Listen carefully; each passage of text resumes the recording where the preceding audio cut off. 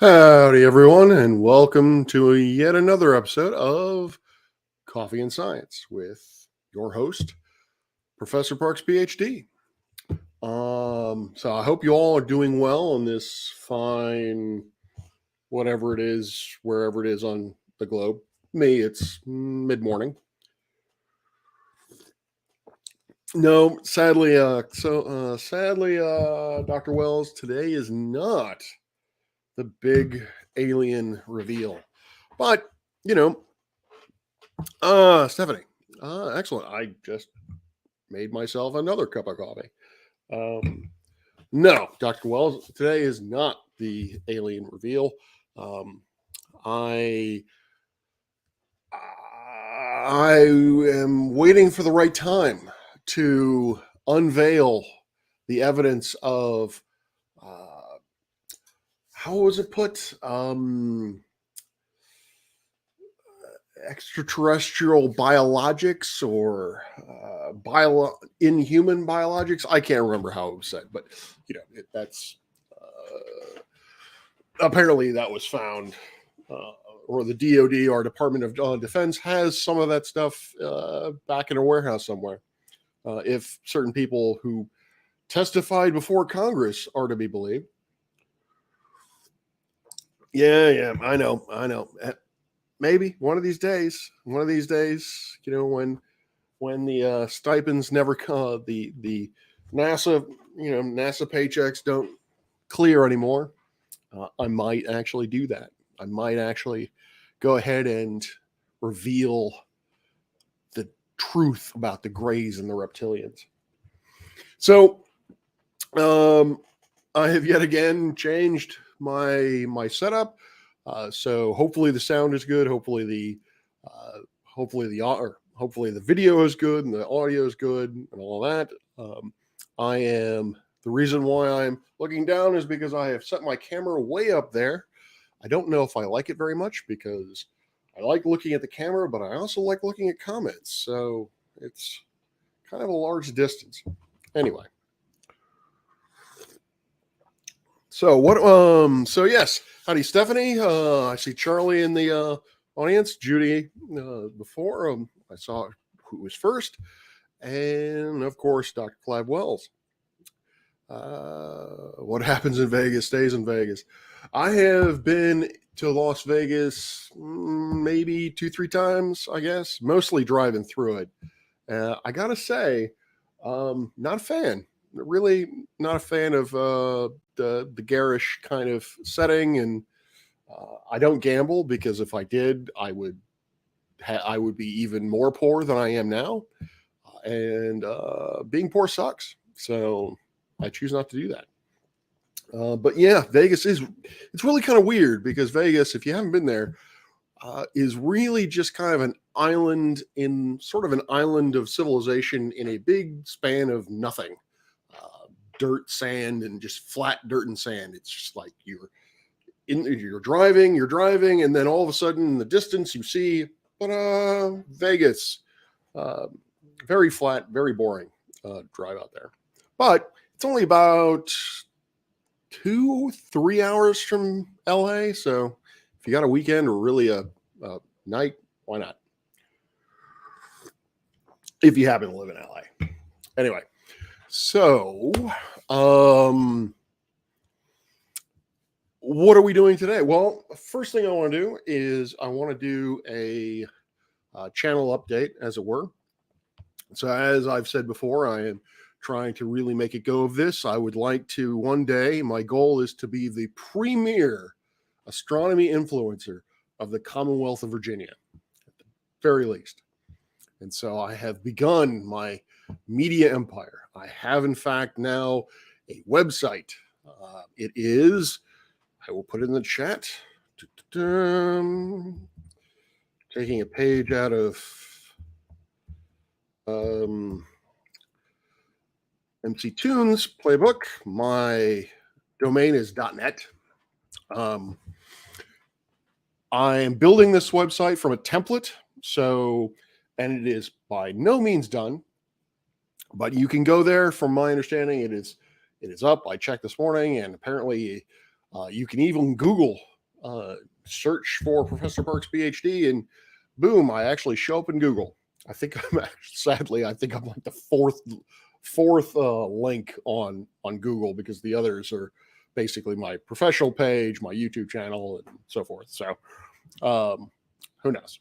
But yeah, on the website, I'm basically going to I'm using it as a platform to host course materials. Basically, I'm going to put in. I'm going to be linking the videos from YouTube to that website. I'm also going to be providing educational materials or resources that I have used, that I like. I'm posting them there. Primarily things like lecture slides, but also probably more importantly, software and simulations, demonstrations, that sort of thing, that I find to be very, very informative, very useful. I am also going to try to stay current with current events, such as the possibility that the United States government has been hiding aliens for the last, I don't know, 100 years or so. But also stay current on events like the new discoveries from JWST, the new discoveries that are going to be coming out of the Europeans' Euclid satellite and the Nancy Roman telescope. These are going to be much wider field telescopes, and they're going to be looking primarily. Their focus particularly Euclid, is going to be on dark matter, dark energy, trying to solve that cosmological problem. And so I will try to keep everyone as up to date as possible with those developments as we get them. Hey, Nerd Alert. Afternoon, or for me, morning. Yeah, and a few other things on there. I may even have merch. You may notice in the upper right, I have a new logo. That's right, I have logos. I don't know. I like the logo, but I might tweak it a little bit.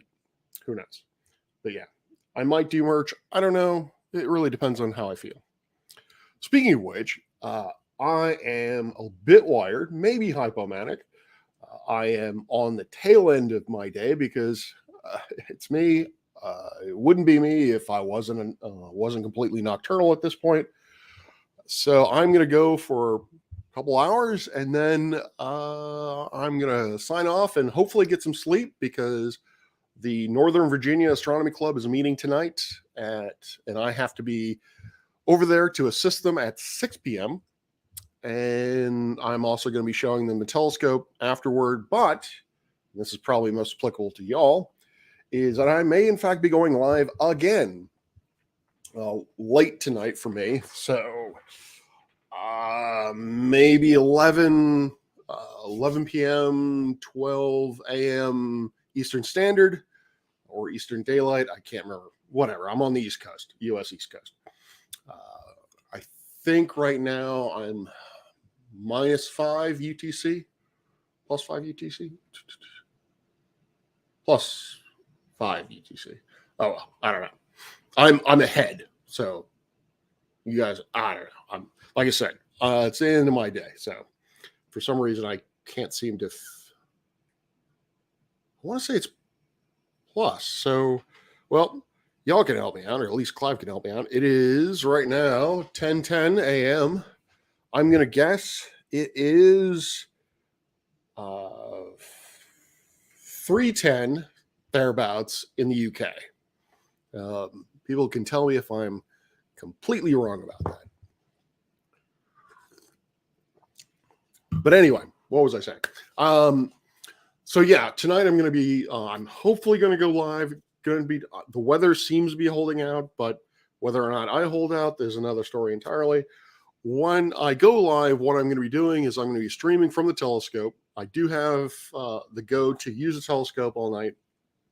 And primarily what I want to do is I'm developing a characterize your telescope lab.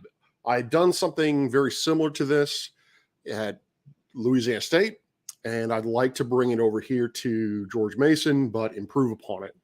And the idea is you take certain set of observations, certain set of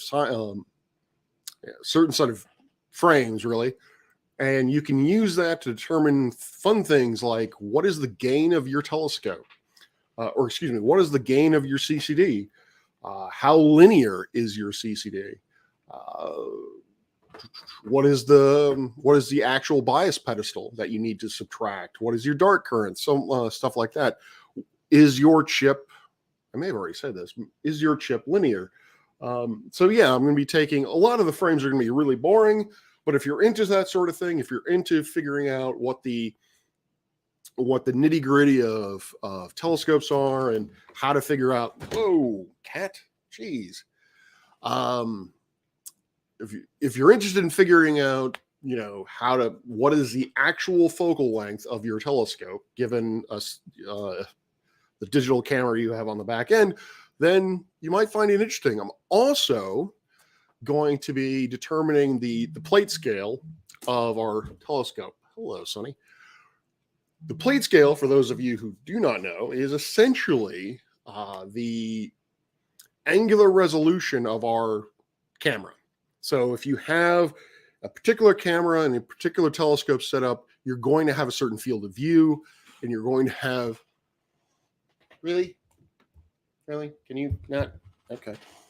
Nope. No, you cannot have my cat. You cannot have my coffee cat. Go, Looney. Okay, thank you.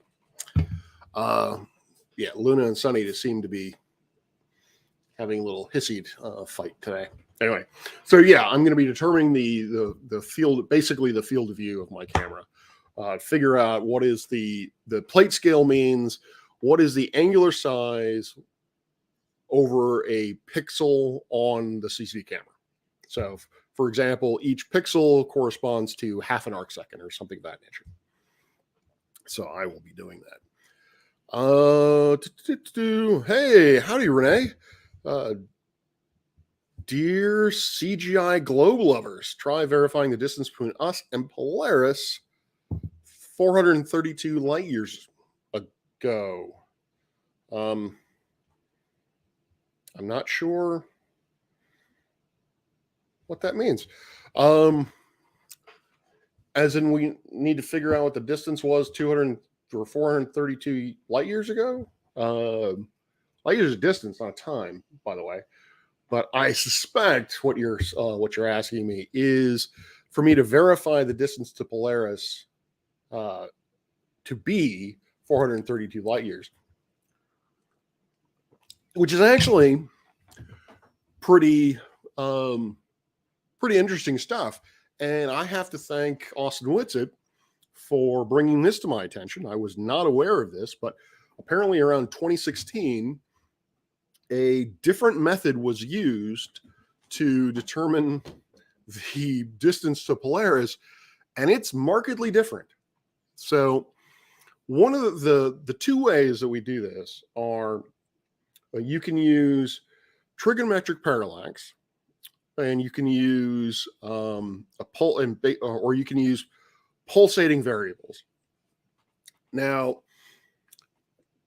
I'm not really set up to really go dive into the nitty gritties of both of those techniques, but just as a sort of cursory idea, is trigonometric parallax is the idea that you can determine the distance of something based on seeing where that star is located in relation to a field of stars around it. Now, if you assume a spherical cow, the stars in the background are fixed. In actual fact, they're not, but in practice, what you would do is you would use some of these stars as references, and these reference stars, you would already know what the position of those stars is, or the distances of those stars is very well beforehand. But in the case of this example, hello, Luna. In case of this example, I'm going to assume the cow is a sphere, and I am going to, yeah, the stars are all fixed. And hey, if Renee, if you want to hang out, please do. I Stephanie is a flat earther, and she and I have had good conversations, I think, which I am getting to address something that Stephanie had brought up before. But anyway, so trigonometric parallax. You measure because of the Earth's orbit around the sun, our perspective on how we view that star relative to that fixed background of stars changes. A very simplistic way of demonstrating this is the thumb method. If you stick your thumb out and you close one eye, your thumb is going to be at some position relative to your background. For me, it's my writing desk. And then you can flip eyes, and your thumb is going to appear to shift one way or the other. It's also a very good way to figure out which is your shooting eye. I'm left-handed, but I shoot with my right. Anyway, so the idea is that's the basic principle of trigonometric parallax. The larger that relative motion across the sky, the closer that object is. And again, in practice, it's not a very easy thing to do because these motions are very, very small. And so you have to know you have to minimize any kind of vibrations the telescope has, any kind of, basically there are certain amounts of systematic errors that all telescopes have. Nope, do not sit on the computer, Luna. Being a bad kitty. A whole bunch of things you need to worry about simply from a mechanical point of view, but you can do it, and you observe over a very long time frame, not just 2 observations 6 months apart. You actually observe as long as you can, and that way you can minimize the amount of error that you get from these. And so that's trigonometric parallax. You can do that. And the other one is pulsating variables. So there is this strip or there's this region in space. What to use in astronomy terms, if you look at the luminosity versus temperature space, there is a strip where if a star has a certain luminosity and a certain temperature, that star is going to pulsate because of its internal makeup. The way that the star has an internal structure that is going to cause that star to pulsate. There are a number of different types of pulsating stars, from RR Lyras all the way up to Miras. The most classic, or the sort of prototypical one, is called a Cepheid variable. And back in the early 1900s, a woman by the name of Henrietta Leavitt, who was one of the original Harvard computers, determined from looking at hundreds of thousands of photographic plates that there was in fact a relationship between the period of oscillation, or how bright and how faint one of these pulsating variables got. So it would go through a rhythm or a cyclic change in its brightness from to a bright state to a low state, and it determined that the period of going from a high state or a bright state to a faint state to a bright state, that period was related to its intrinsic luminosity, or how much energy is actually put out per second, and that is now known as the period luminosity relationship. Why that is important? Why is that important? Is because that makes these pulsating variables a standard candle, or what we call a standard candle in astronomy. A standard candle is something that we know the intrinsic luminosity. And so therefore we can get they can be used as a signpost for distance. Because if you think about it, if you ignore things like, if you really ignore interstellar dust, if you ignore that interstellar dust causes extinction or causes any kind of scattering of light, if you ignore that, really what it comes down to is the brightness of an object, the apparent brightness of an object, is dependent on 2 things. The intrinsic luminosity, just how bright is it intrinsically, and its distance. So you have, let's say you have a candle and you have a floodlight. If they're sitting right next to you, the floodlight is probably so bright you don't even notice the candle is even there. The floodlight is so much brighter than the candle. But if you put the floodlight at a distance, if you push it back far enough, hopefully you can imagine a situation where at some distance, that floodlight is going to produce the same amount of light, or at least it's going to appear as just as bright as the candle sitting in front of you. So, if you know what the intrinsic brightness of an object is, and you know how bright that object appears, you can then work out its distance. So, long story short, and I think Renee left, so who probably didn't care at this point. Long story short,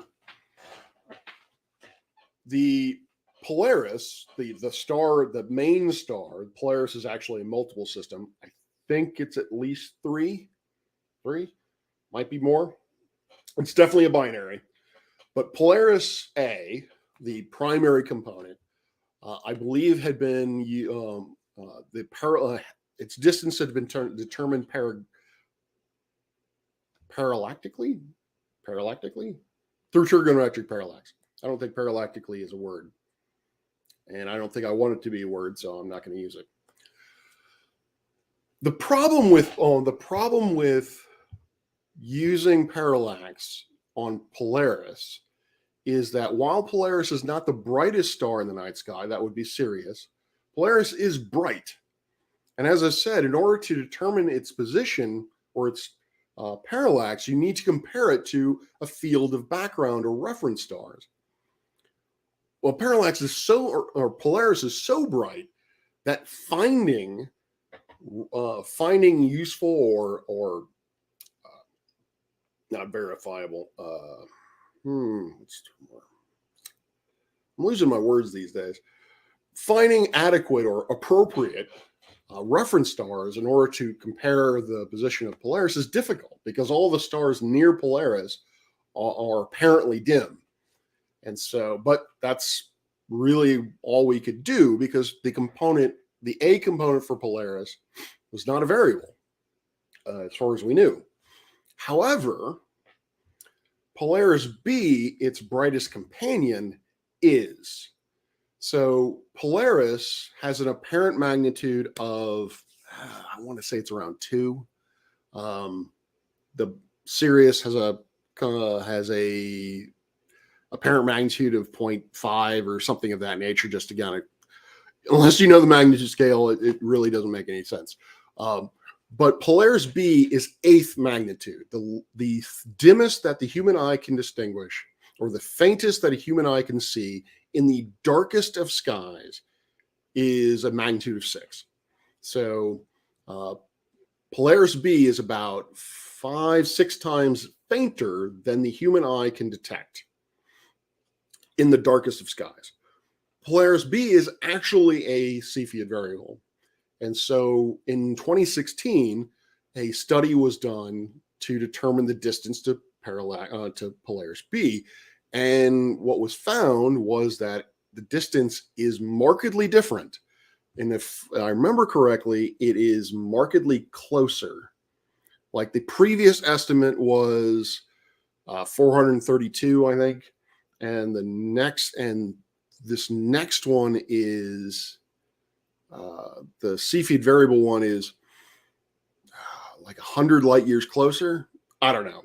I can look it up. But the main point is that there is apparently a discrepancy in the distance to Polaris that I don't think has been fully rectified yet.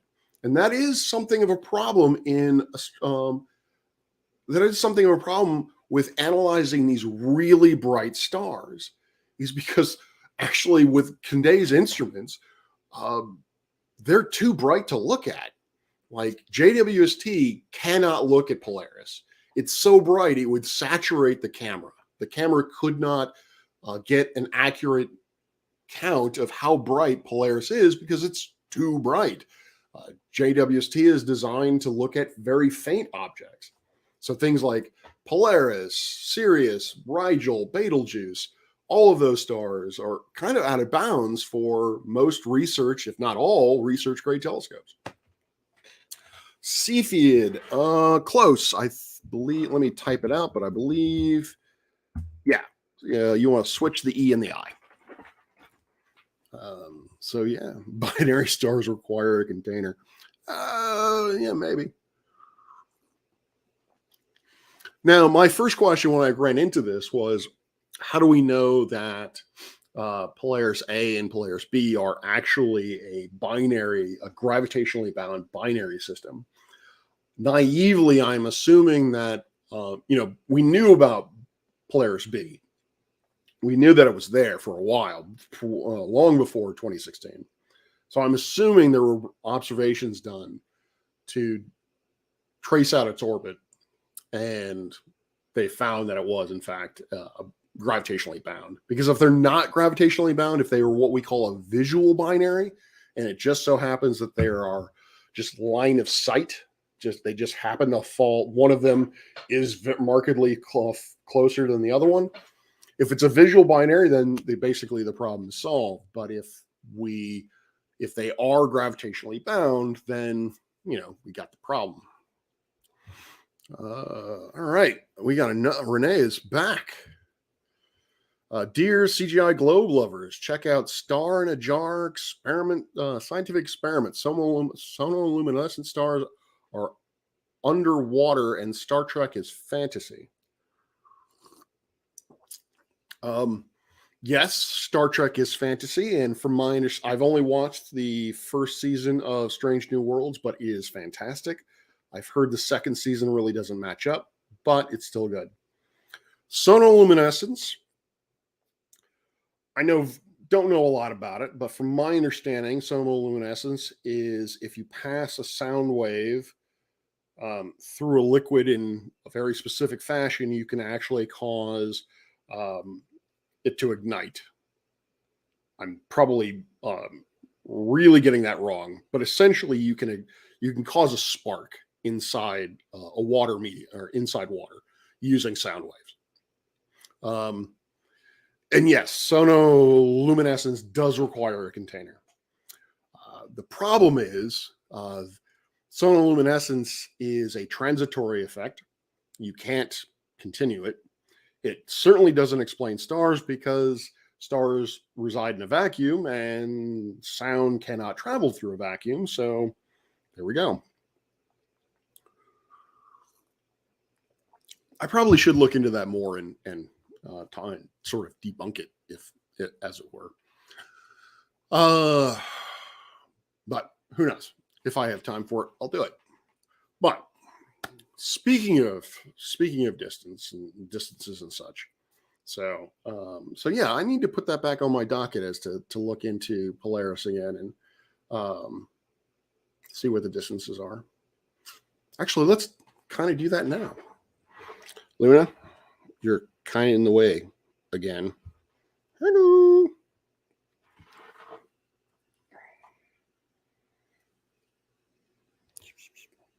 Yep, there she is. Say hi, Luna. All right.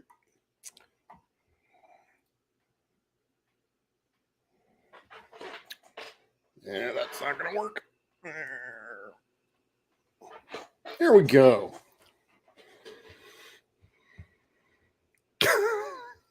Damn bubbles. Don't lick me. So what do? You start licking me. No. And now you're chewing on me.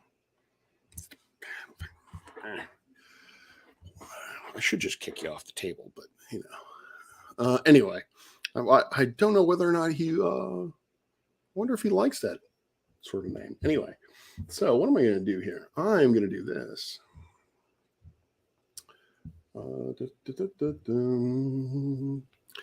So I was going to do this later, but I can do this now. And I am going to show you one of the tools of astronomy.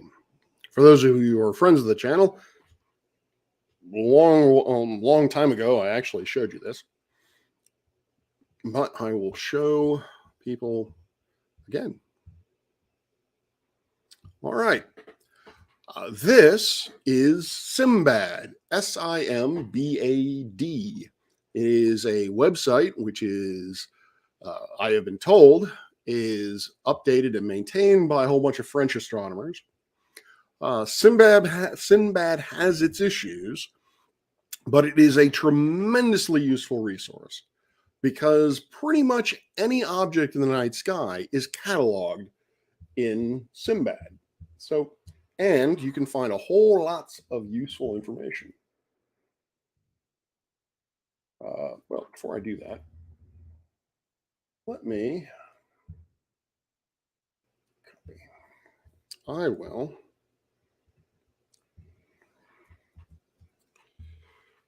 Oh, Judy, Luna was on the keyboard earlier before the stream, and when I finally got her off of it, apparently she had figured out how to actually display the source code for StreamYard.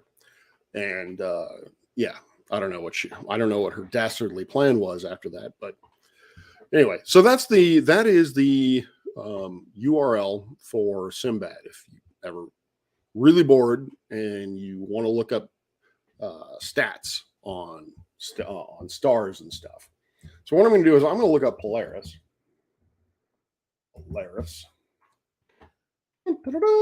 Or Alpha Ursa Minor. That's what that Alpha Umi means. This, yeah. This says it's a classical Cepheid variable. This is one of the things with I may have actually gotten this backwards. It might be that Alpha, Polaris A, is the Cepheid, and Polaris B, that would make more sense. Yes.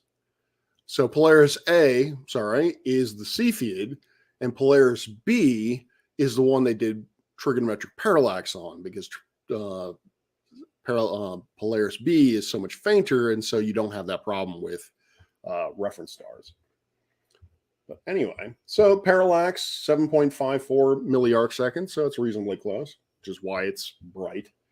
But you can go down here, and these are all the lovely romantic names that it goes by.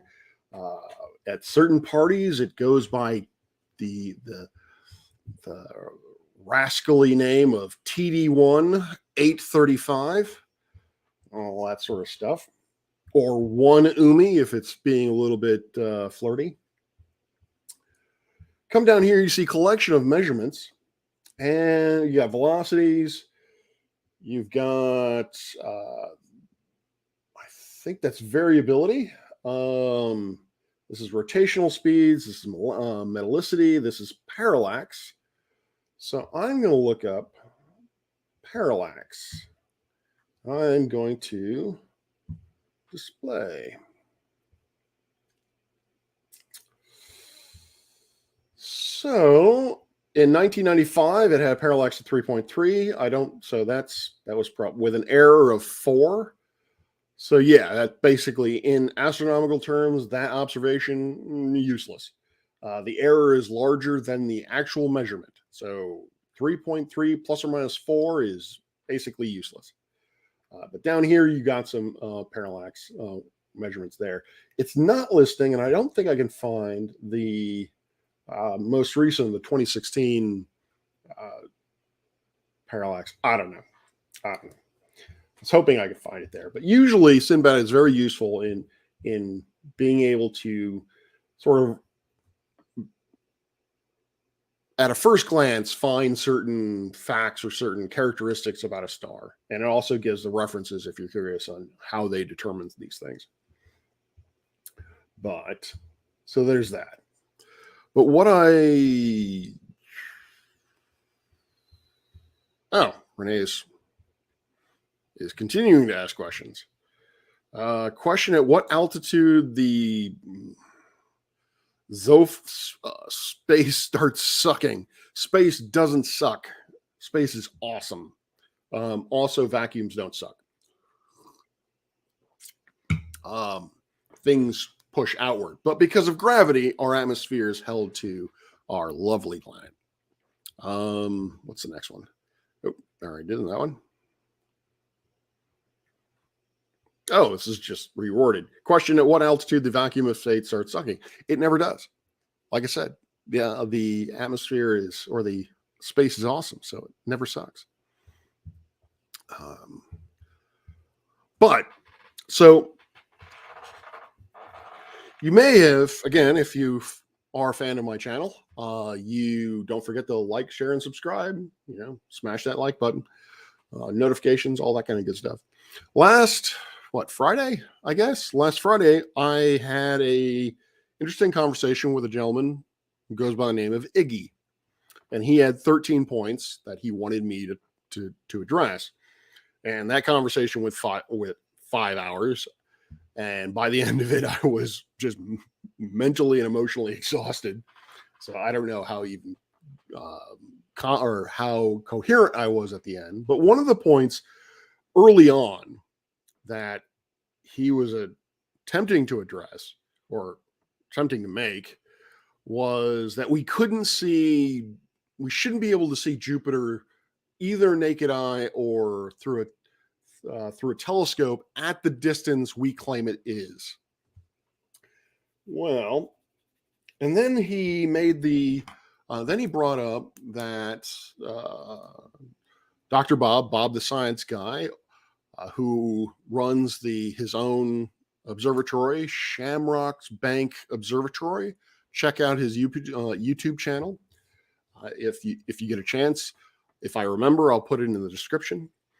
Well, he had a conversation with Bob, or somehow he was able to see two images that Bob had taken through his 8-inch telescope.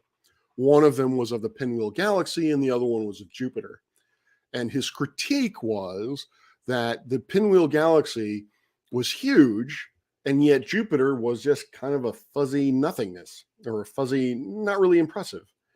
And I attempted to describe to him that the reason why that is the case is because of the field of view, or plate scale, of his telescope. So the way that Bob's telescope is designed, and along with his camera, is that it's what I would call sort of a medium field of view telescope rig, in the sense that his field of view, just based on images that he's shared with me, I would say that his field of view is roughly around 25 arc minutes. Same as what we have here at George Mason. It's kind of a common, given the cameras that are out there, it's kind of a common field of view to have. And so galaxies like the Pinwheel Galaxy do appear fairly good size. They have sizes on the order of tens of arc minutes. And so they make ideal candidates for astrophotography with that particular kind of setup. Whereas Jupiter and planets are very tiny from an angular perspective. They have angular sizes in the arc second regime, maybe a couple arc minutes if you catch it right, if you're in the right sort of geometry sort of thing.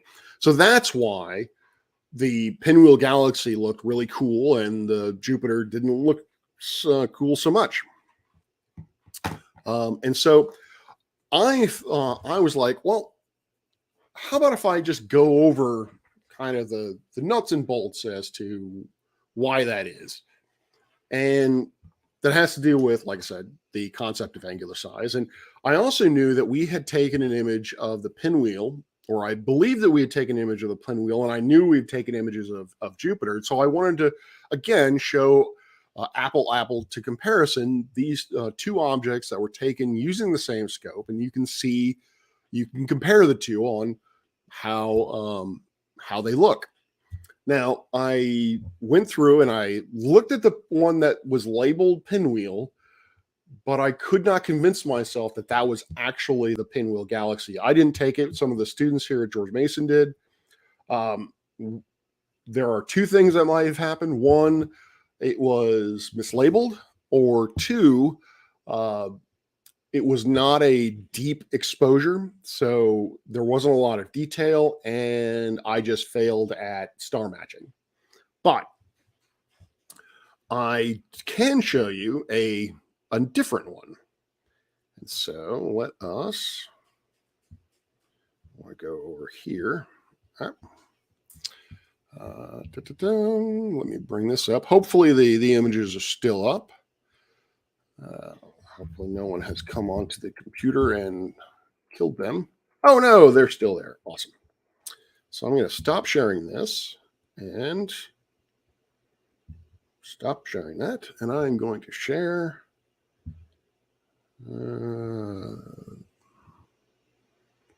this. All right, let's maximize this puppy. So here you go. These are unfortunately not unfortunately exactly, but these are the PNG images. They're not the actual raw FITS files that were taken. We have so much data here that I was not even going to attempt to try to go through all of that data just to find the originals, but because this is fine. Anyway, Renee, just keep in mind that while Polaris is stationary right above Earth, our local sun is performing the analemma. Therefore, we are at the center of the whole universe. I'm not entirely certain what you believe the analemma is, but the analemma actually is to me, it's a great indicator that we, in fact, revolve around the sun, that the sun is stationary and we're moving. Because, yeah, the analemma is actually kind of a complicated little beastie to understand. Specifically, why that figure 8 shape, the northern part of it is smaller in comparison to the southern part, but that is a topic for a different time. Howdy, Wings of a Dove. I don't know if I've ever seen you before, so welcome. All right, nerd. I just wanted to. I will ignore Renee unless she actually has, or they have something really meaningful to say. Anyway, so here we go. On the left, we have M82, which is what we call a Cepheid variable or an active galactic nuclei. There is, as we speak, a black hole, a supermassive black hole at the very center of this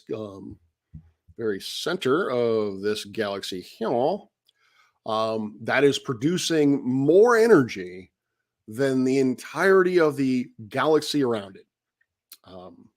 But it is actually, part of it is actually shielded from us because around these sorts of supermassive black hole engines, there is a ring of dust. So depending on your orientation of how you view these things, that dust torus can actually block some of that radiation. And then on the right, we actually have an image. This is not doctored. This is the actual image. Some, I don't know, 3 months ago, there was something called a conjunction of Jupiter and Saturn. That's a fancy way of saying that Jupiter and Saturn were really close together in the night sky. I can't remember, but they may have been close enough that visually they were very close to being one star.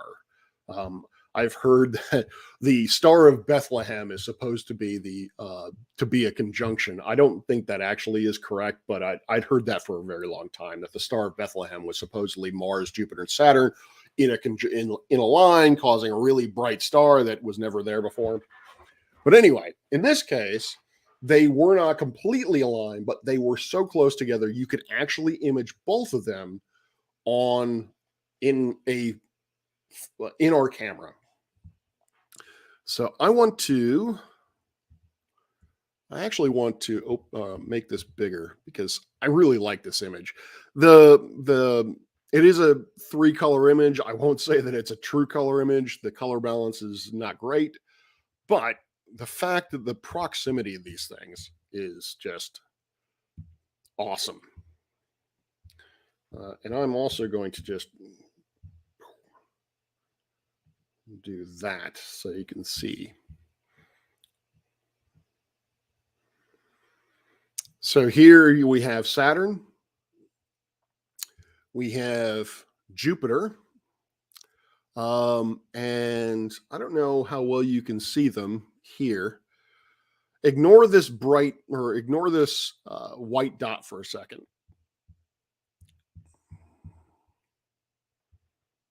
Oh, that's kind of cool. There you go. So we have these four dots here, here, here, and here. Those are the Galilean moons. Those are the four moons that Galileo saw through his telescope back in 1609.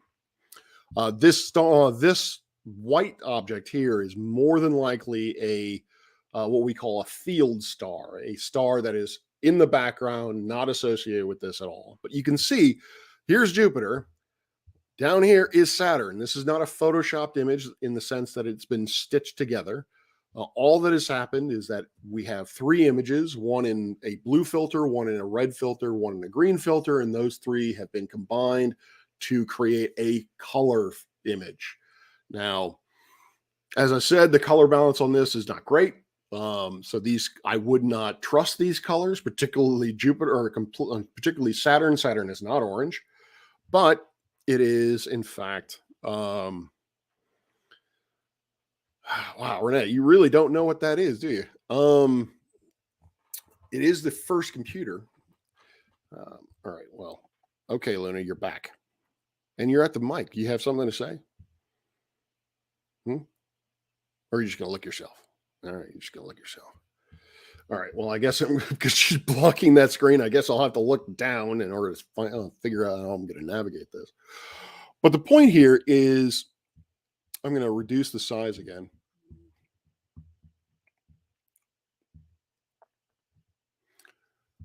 You see how small that's not what I wanted to do at all. Windows 11 sucks. I hate Windows 11. All right. Hopefully you can see just how small Jupiter looks in comparison to M82. And here you have one of the better images that we've got.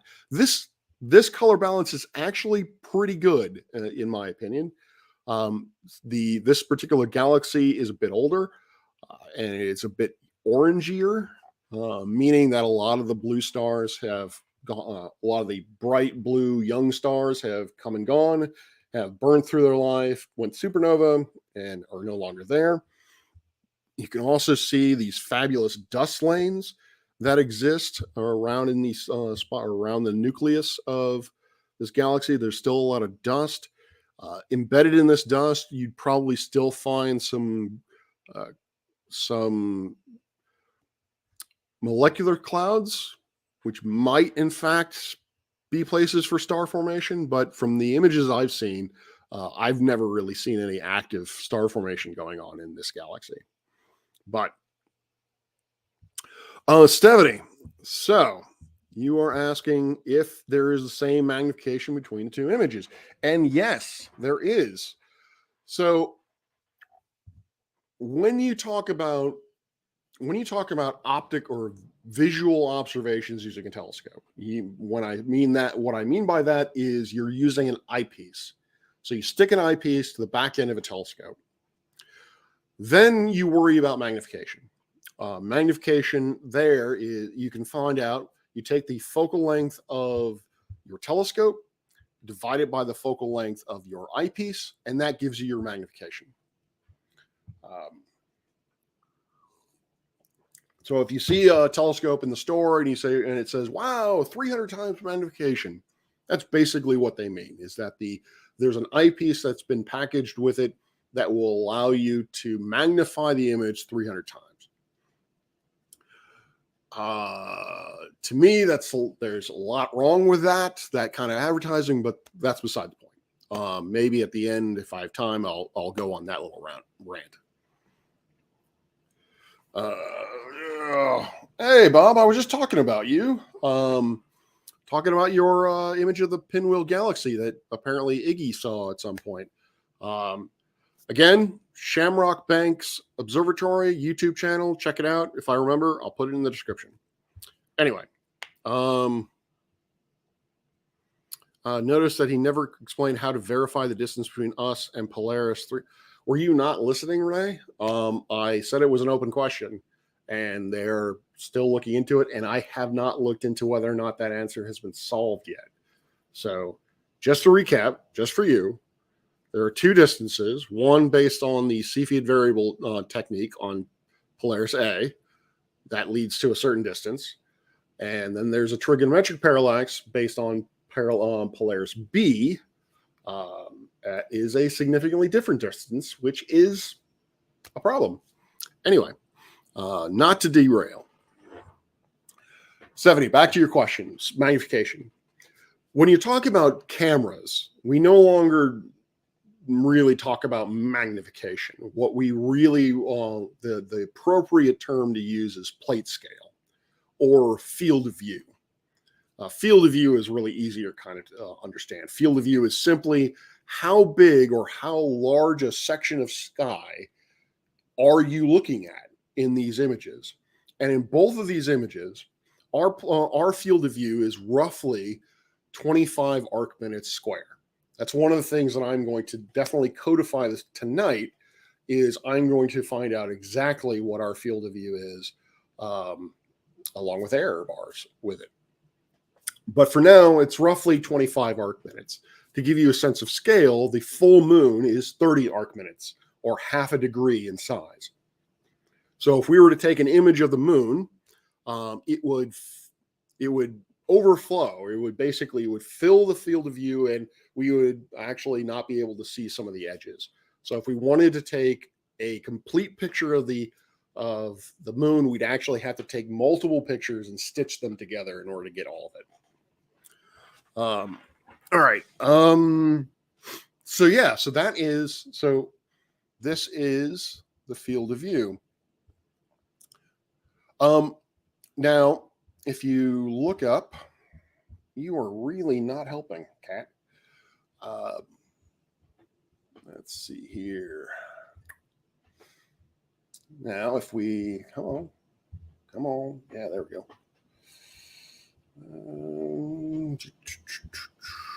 Let us stop. Hide. Let us stop sharing the screen. Let us present. Share screen. Hey, don't get irritated with me. I'm working around you as best I can there, Kat. So if we go to the most reliable source in the world, otherwise known as Wikipedia, and we look this up, we get a much nicer view of M81 at a different orientation, obviously.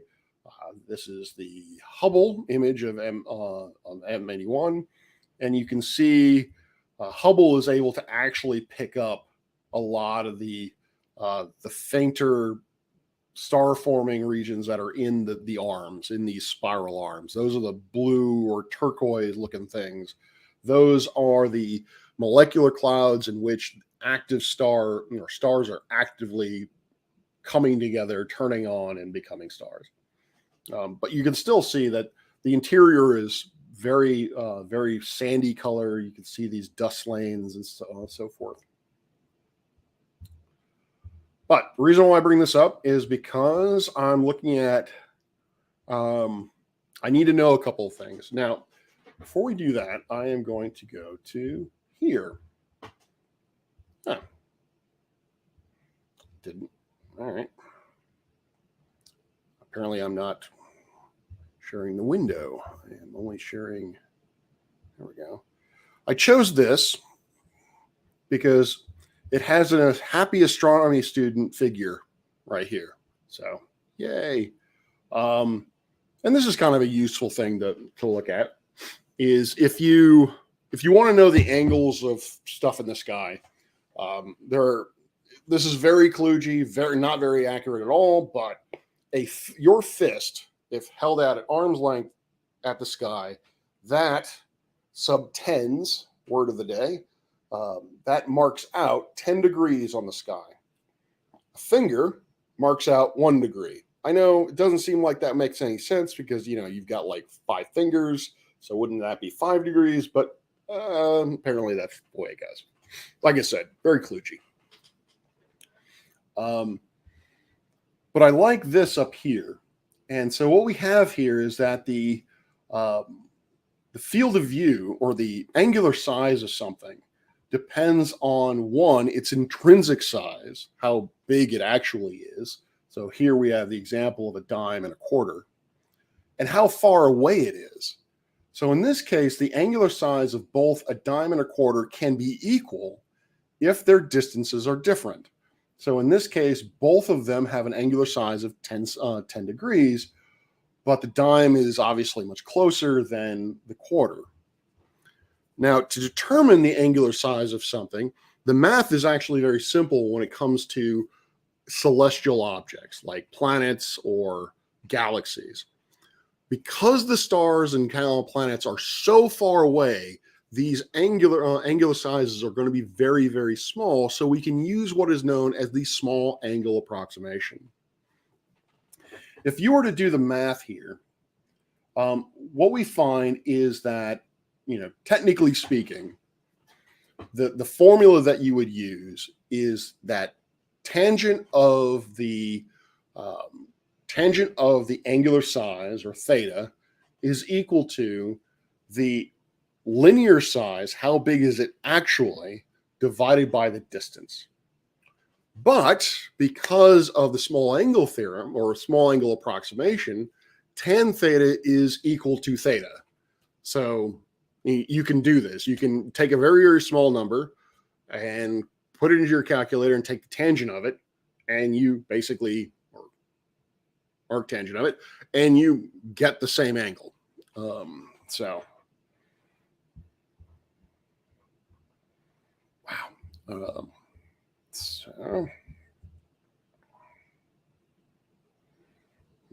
stop screen share. Sitting. Oop, no, that's not what I wanted to do. Let's see here. Present. Share screen.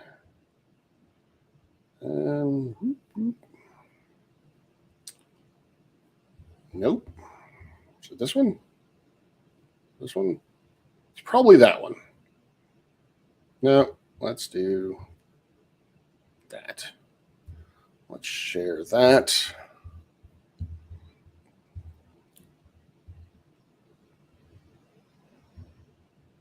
There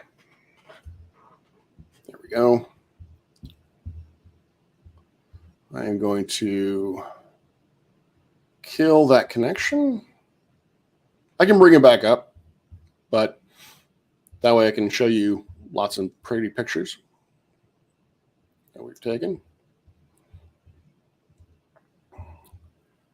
So these are some of the measurements that I've taken. So if you remember those images, what I can tell you is, and howdy Cygnus. So we're comparing two so you have those two images taken, or you have the image of M81, you have the image of Jupiter.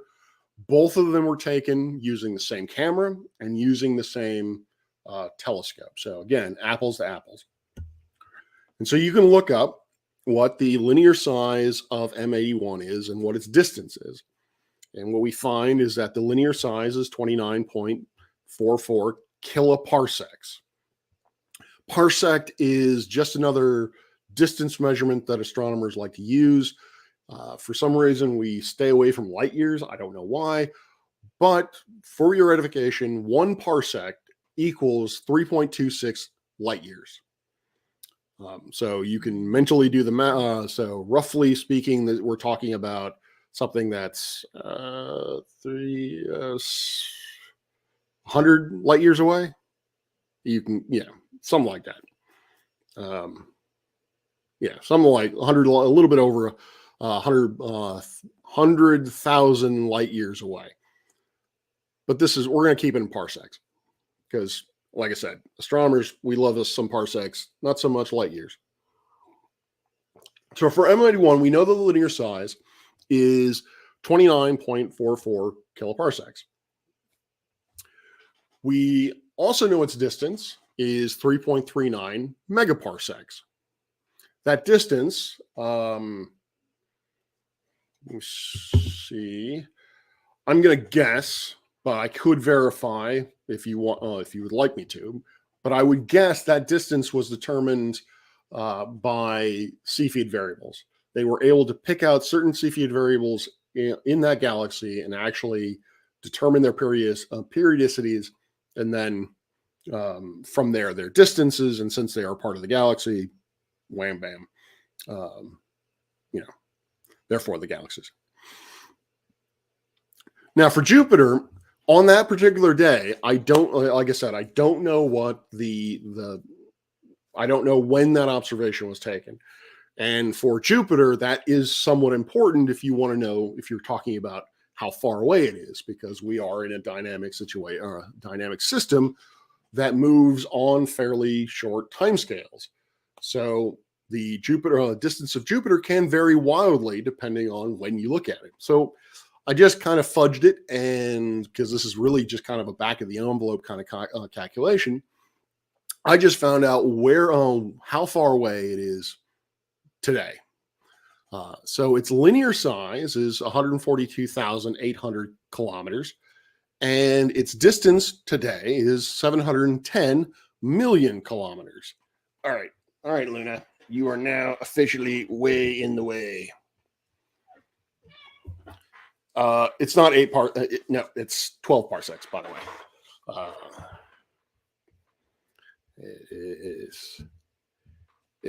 It's 12, not 8, but because I want to be that guy. So those are the distances. Now I know from our conversion that 1 kilometer is equal to that, which is 3.24 times 10 to the negative 14 parsecs. So kilometer is way smaller than a parsec, which is why we use parsecs when we're talking about large distances. That way, we actually don't have to learn a whole lot of prefixes like petra and tetra or whatever the hell it is. We can keep it to millions and billions. So we have that conversion. So what I did over here is I converted these. So we have that the linear distance of M81 is 9 times 10 to the 17th kilometers, 9.808 times 10 to the 17th kilometers. And its distance is roughly 1 times 10 to the 20th kilometers. Again, I don't know the prefix to that, but since, oh yeah, I forgot. I should have done this in miles. I can convert that in a second. 10 to the 20th. I have no idea what that prefix is. 10 to the 9 is giga. 10 to the 12 is tera. 10 to the 15th is peta. I think peta. And yeah, I don't know. So really, really big, ginormous, huge. But so is its linear size. Its distance is really far, but its linear size is also huge. It's only 3 orders of magnitude smaller than it is away. Ironically, so is Jupiter. Jupiter's linear size, however, is 1.43 times 10 to the 5th kilometers, or 14,000 some odd kilometers. 142,000 some odd kilometers. And its distance is 7.1 times 10 to the 8th kilometers. Again, much smaller than M81, but also much, much closer. But if we look at the distance, or we look at the actual angular size based on these numbers, I first calculated in radians, like 2 pi radians, and I converted that into degrees. We can see that M81 with these numbers is roughly half a degree in size, whereas Jupiter is about 1% of a degree. And I converted that into arc minutes. And you can see here that it's very close to 30 arc minutes. And Jupiter is not even an arc minute. It's basically 70 arc. No, I can't do math. It's, yeah, 0.7 arc minutes. So I was going to try to convert that into arc seconds, but whatever. But the point is, you can see that these are very, very different. The reason why M81 is, like I said, I made the claim that M81, that our field of view is 25 arc seconds, 25 arc minutes. And this calculation tells me that I should not be able to encapsulate all of M81 in the field of view. It should actually be larger than my field of view slightly. The explanation for this is because this linear size actually extends a little much further than we could actually image. We're only imaging the sort of the brighter out to the brightest regions of it. If you want a technical term, that linear size corresponds to where the surface brightness of the galaxy goes to 25 magnitudes per arc second. Way fainter than we can actually observe using our telescope. Even a 32-inch telescope is too far, but it gives you a sense of scale. Again, back of the envelope, it's roughly 25, 30 arc minutes in size. Whereas Jupiter is 0.7 arc minutes. And so one would not expect to be able to see Jupiter with as much detail as one could with M81. And actually, I kind of want to back off that statement, because in actuality, when you look at M81, you really aren't seeing a lot of detail, in the sense that you're seeing a huge object, but you're not seeing a lot of fine detail in that huge object. Hopefully you can remember from the Hubble image, there was a lot more detail on those spiral arms that can be seen with Hubble than we could be seeing using with our telescope. So let me bring that back up, and then I'll start paying attention to the comments again. Stupid camera being way high.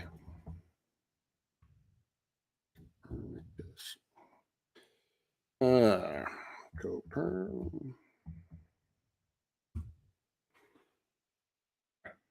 Yep. So we've got that. Where is, that's not what I wanted.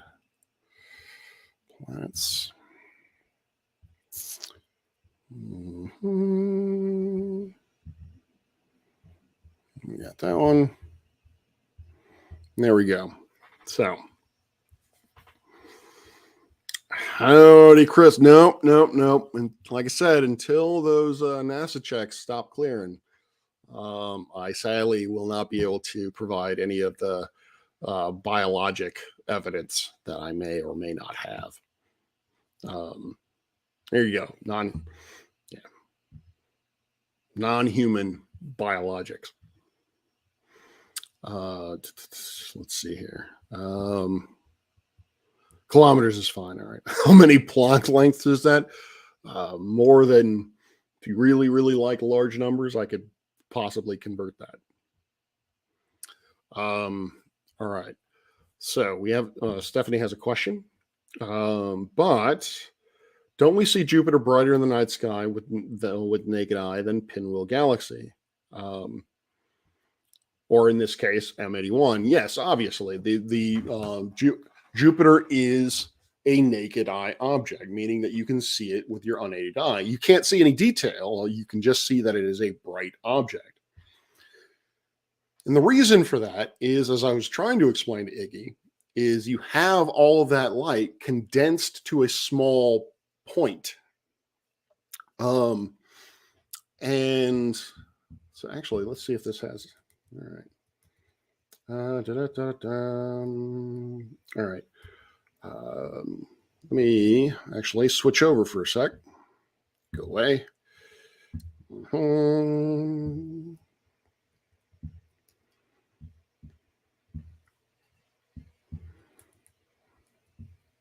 All right. So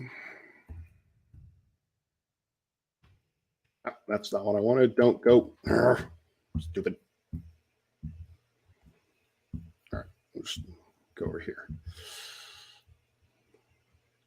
Now, Okay, so the reason why Jupiter appears so bright, and it's actually, depending on the time of year, it can be the brightest object in the sky. It actually swaps back and forth between Jupiter and Venus as to the third brightest object in the night sky. The sun being the brightest, the moon potentially being the second brightest, and then depending on full moon being the second brightest, and then Jupiter or Venus depending on Venus's phase and the geometries and stuff. Point is, Jupiter's really, really bright. Definitely, it would actually have an apparent magnitude in the negatives. Hipparchus didn't actually worry about wandering stars in his magnitude estimations. Anyway, and the reason for that is because all of that light is concentrated in an area that is what did I say? 0.7 arc minutes in size. So essentially a pinpoint in the night sky. Now, if you were to look up, as I've done in Wikipedia, you can see that the Pinwheel Galaxy has an apparent magnitude of 6.94. That is a little bit misleading. Actually, no, it's a lot misleading, because if you don't know what this actually is trying to tell you.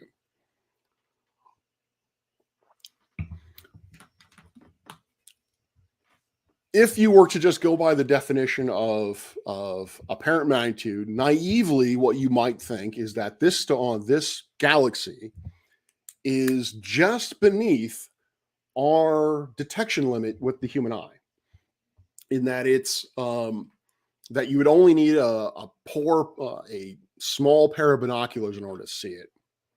Well, what's not listed here is that this apparent magnitude is actually what we call an integrated magnitude.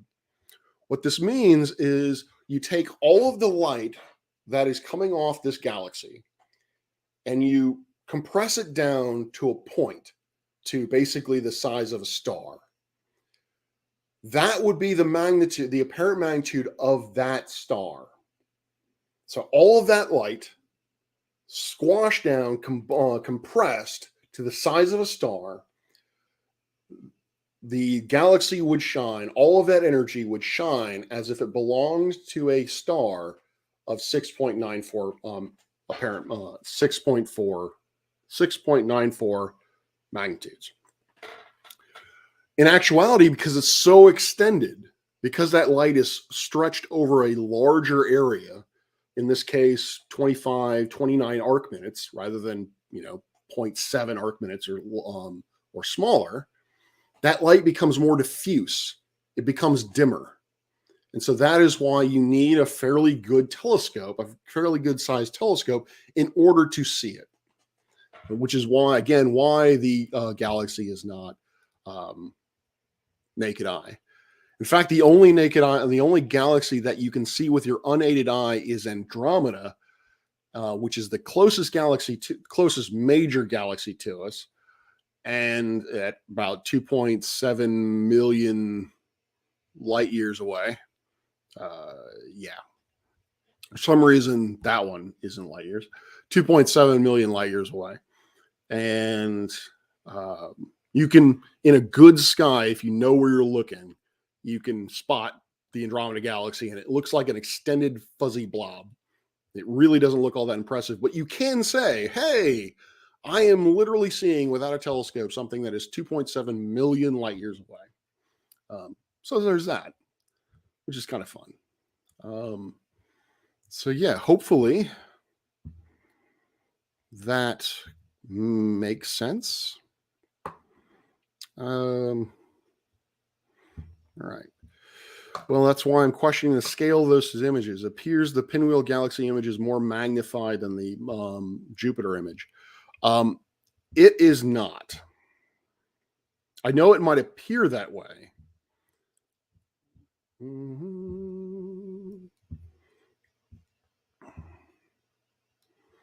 But it is not.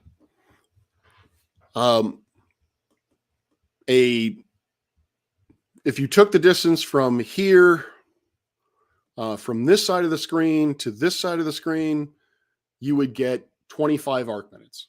If you came to this image and you went from this side of the screen to that side of the screen, you would get 25 arc minutes. As I said, magnification is not really the best term to use in this case, but effectively they are magnified in this at the same level. So, yes, Chris, there is a bit more mass in the. Again, this is M81. This is not the Pinwheel Galaxy. This is otherwise known as Bode's Galaxy.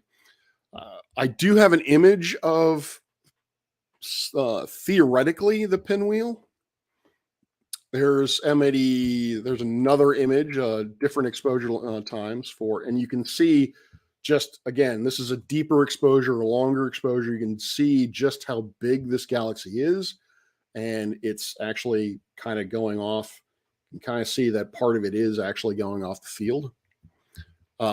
Not all of these images, I will preface that not all of these images, some of these images have been cropped. Where is the Pinwheel? That's M33.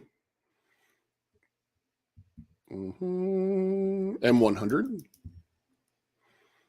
Fireworks Galaxy. Whirlpool. Cigar Galaxy. Where is my firework?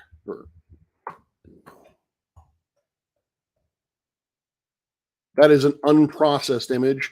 No, the space octopus did not, in fact, attack the telescope. Those dust ring or those donuts that you see are dust particles that are somewhere in the optical system. They're on one of the pieces of glass between the top of the telescope and where the camera is.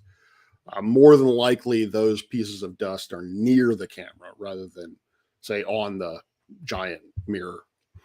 Let's see. Eyes out. Splinter Galaxy. Oh, that's a supernova. Right there. We actually supernova in NGC 4647. That was I think that was last fall. That popped off. This is the galaxy. Ignore this thing. That's basically I think it's a foreground galaxy. That would be an elliptical galaxy. But over here is a tiny, small spiral, and that dot is a supernova. That's a Bell's. Owen really liked trying to shoot that one. There it is. This is labeled Pinwheel. This is label M101. Like I said, I couldn't match it up with images the other images of the Pinwheel. They don't quite look the same. So either my star matching powers are fading, or this has been mislabeled, or something. But this is what it is. So yeah, but it is pretty. I do like it. Here we go. We got M82. We have a huge poster of this, of the Hubble image of this on our wall in the control room. Just to kind of go through. Here's another picture of that supernova. This is a really badly color balanced image of the Croc Eye Galaxy. Here's a better one of the Croc Eye. Really nice whirlpool. Anyway, let's see what happens here. Nazis! I probably shouldn't be screaming that on YouTube, but sorry. I actually know at this point, he's more of an associate than he was a friend. I was closer with him when I was a graduate student. Caspar von Braun. He's the grandnephew of Wernher von Braun, and he really, really hates it when people bring up that Wernher was a part of the Nazi Party, because he's grossly misunderstood as to why he was a part of the Nazi Party. Um, the Cliff Notes version was he wanted to work and not die. So he was he was a card carrying member. Other than that, he really did not have hold any of their viewpoints. Anyway,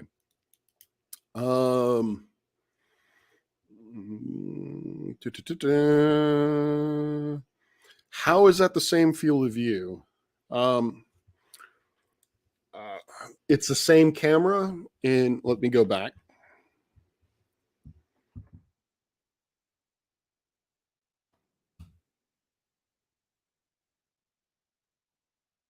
I think I was showing you that one. Um,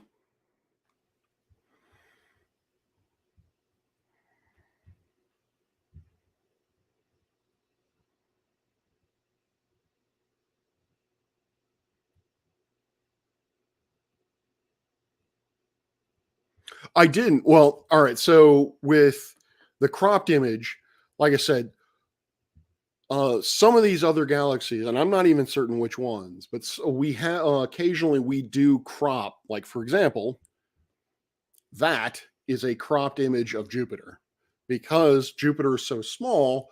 We want to crop it out and enlarge it so that you can see that there are in fact colors there. But I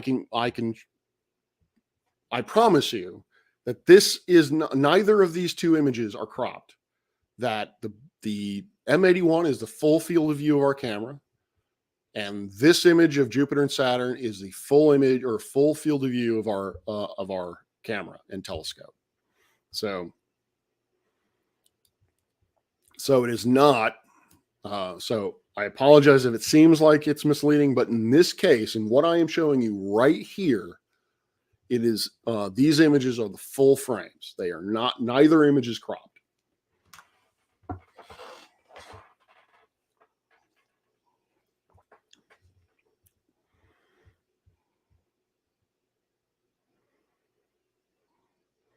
But compare same cropped scale. I don't know what you mean by that.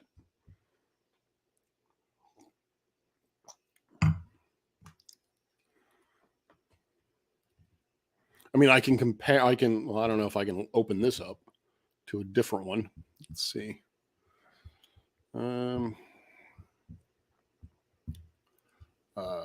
Let's see. I mean, I can do that.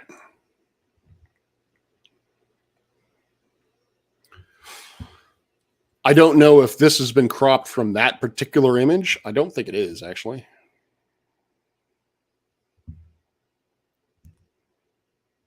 We have so many images of Jupiter. This is and this is actually probably cropped.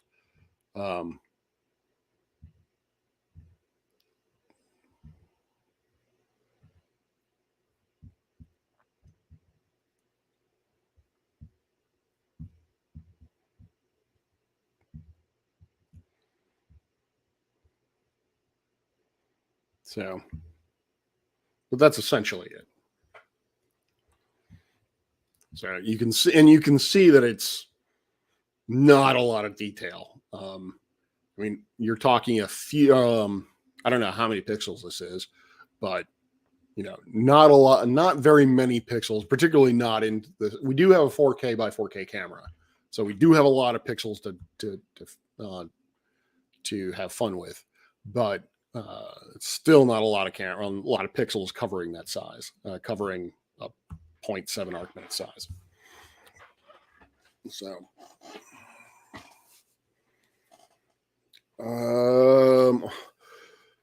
you can sign up for the EU. All you have to do is Einstein Bash and Tesla Brown Nose. EU, European Union. I didn't realize the Europeans didn't like Einstein. I don't know. But so yeah. So that's the main thing I wanted to talk about. I was hoping Rachel would be here because I was going to also have a conversation with her. Supposed to have it last week, but I did go live last week, so thought we might be able to do it here. And Electric Universe. Oh, Oh, okay, sure. I'm pretty sure he means the European Union. Um, I guess it's the Brits. That's why it's why the UK left the EU, is because they got sick and tired of Tesla, and they're like, no, we're done with Tesla. We're going to go back to Einstein.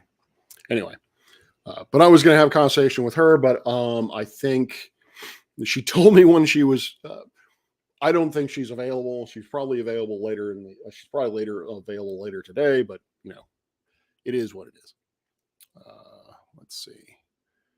So I will just, again, these are images that we've taken. These are the good, bad, and ugly images.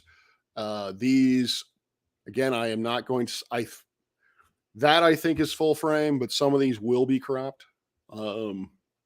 That's the Bubble Nebula. Let's blow this up. There's the Bubble Nebula. Bubble, bubble. That is the Bubble Nebula in different filters. So this is false color.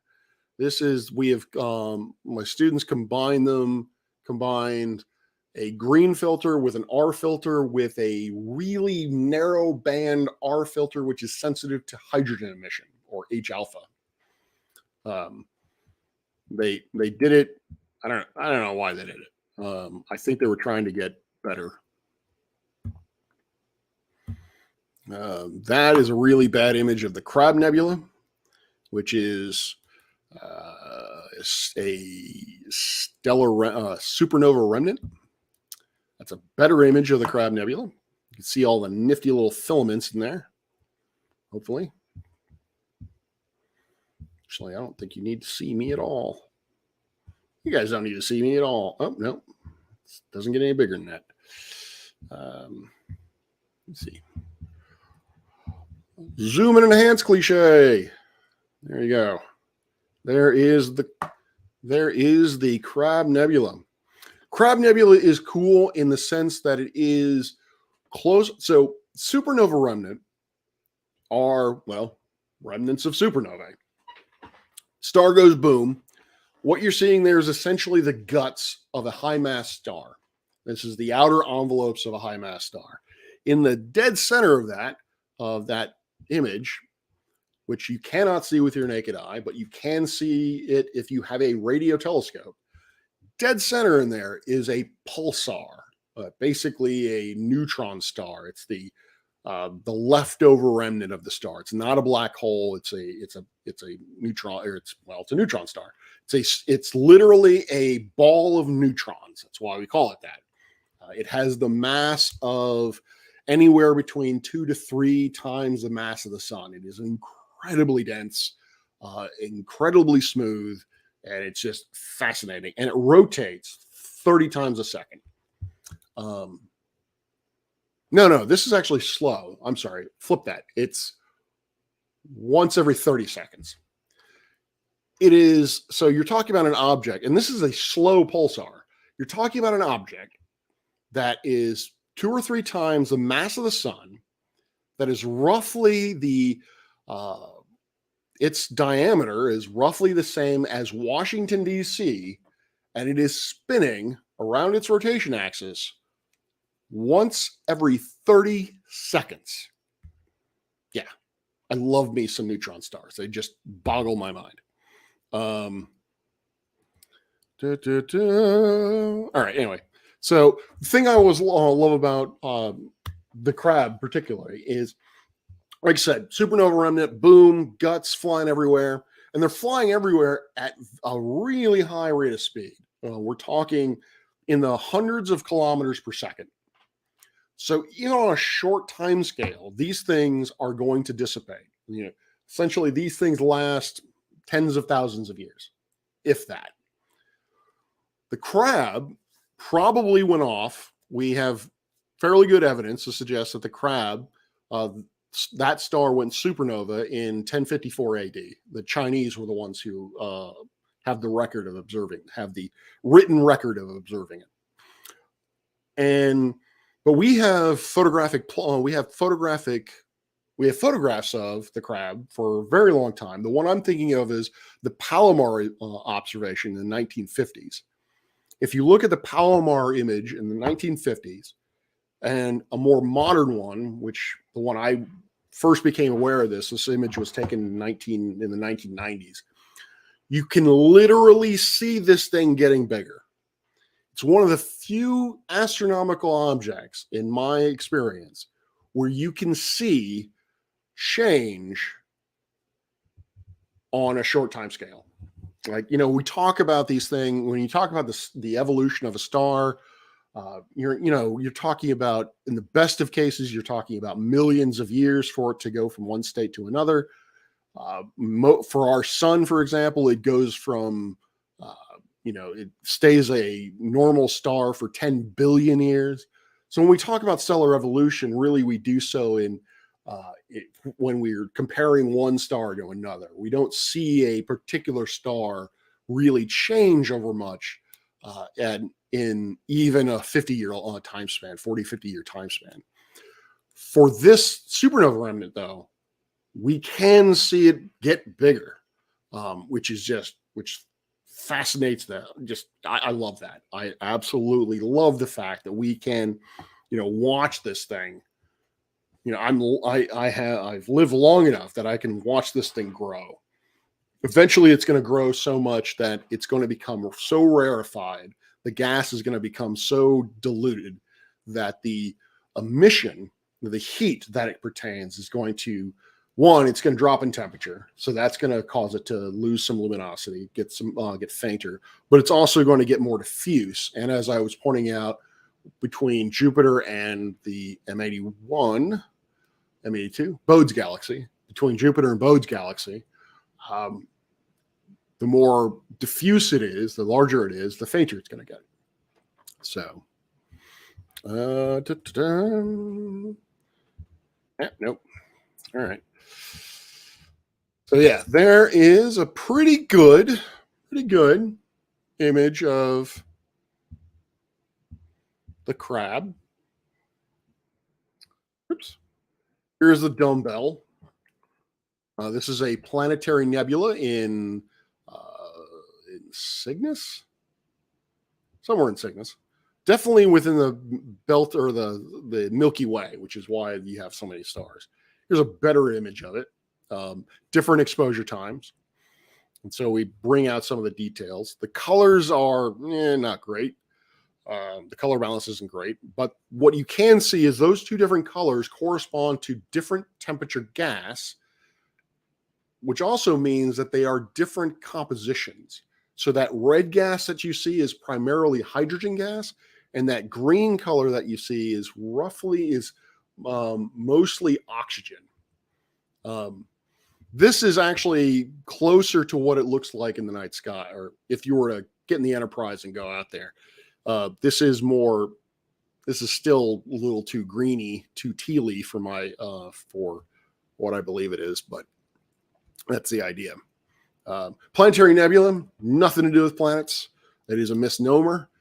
It was the guy who, William Herschel, the person who came up with this term, knew it was a misnomer.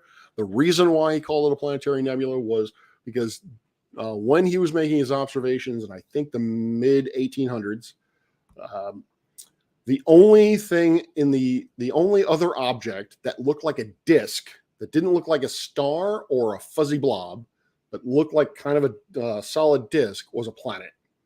He knew that this was a nebula. He knew that this was some kind of gaseous structure, but it was disk-like. And so he called it a planetary nebula, and for whatever reason, we're stuck with it.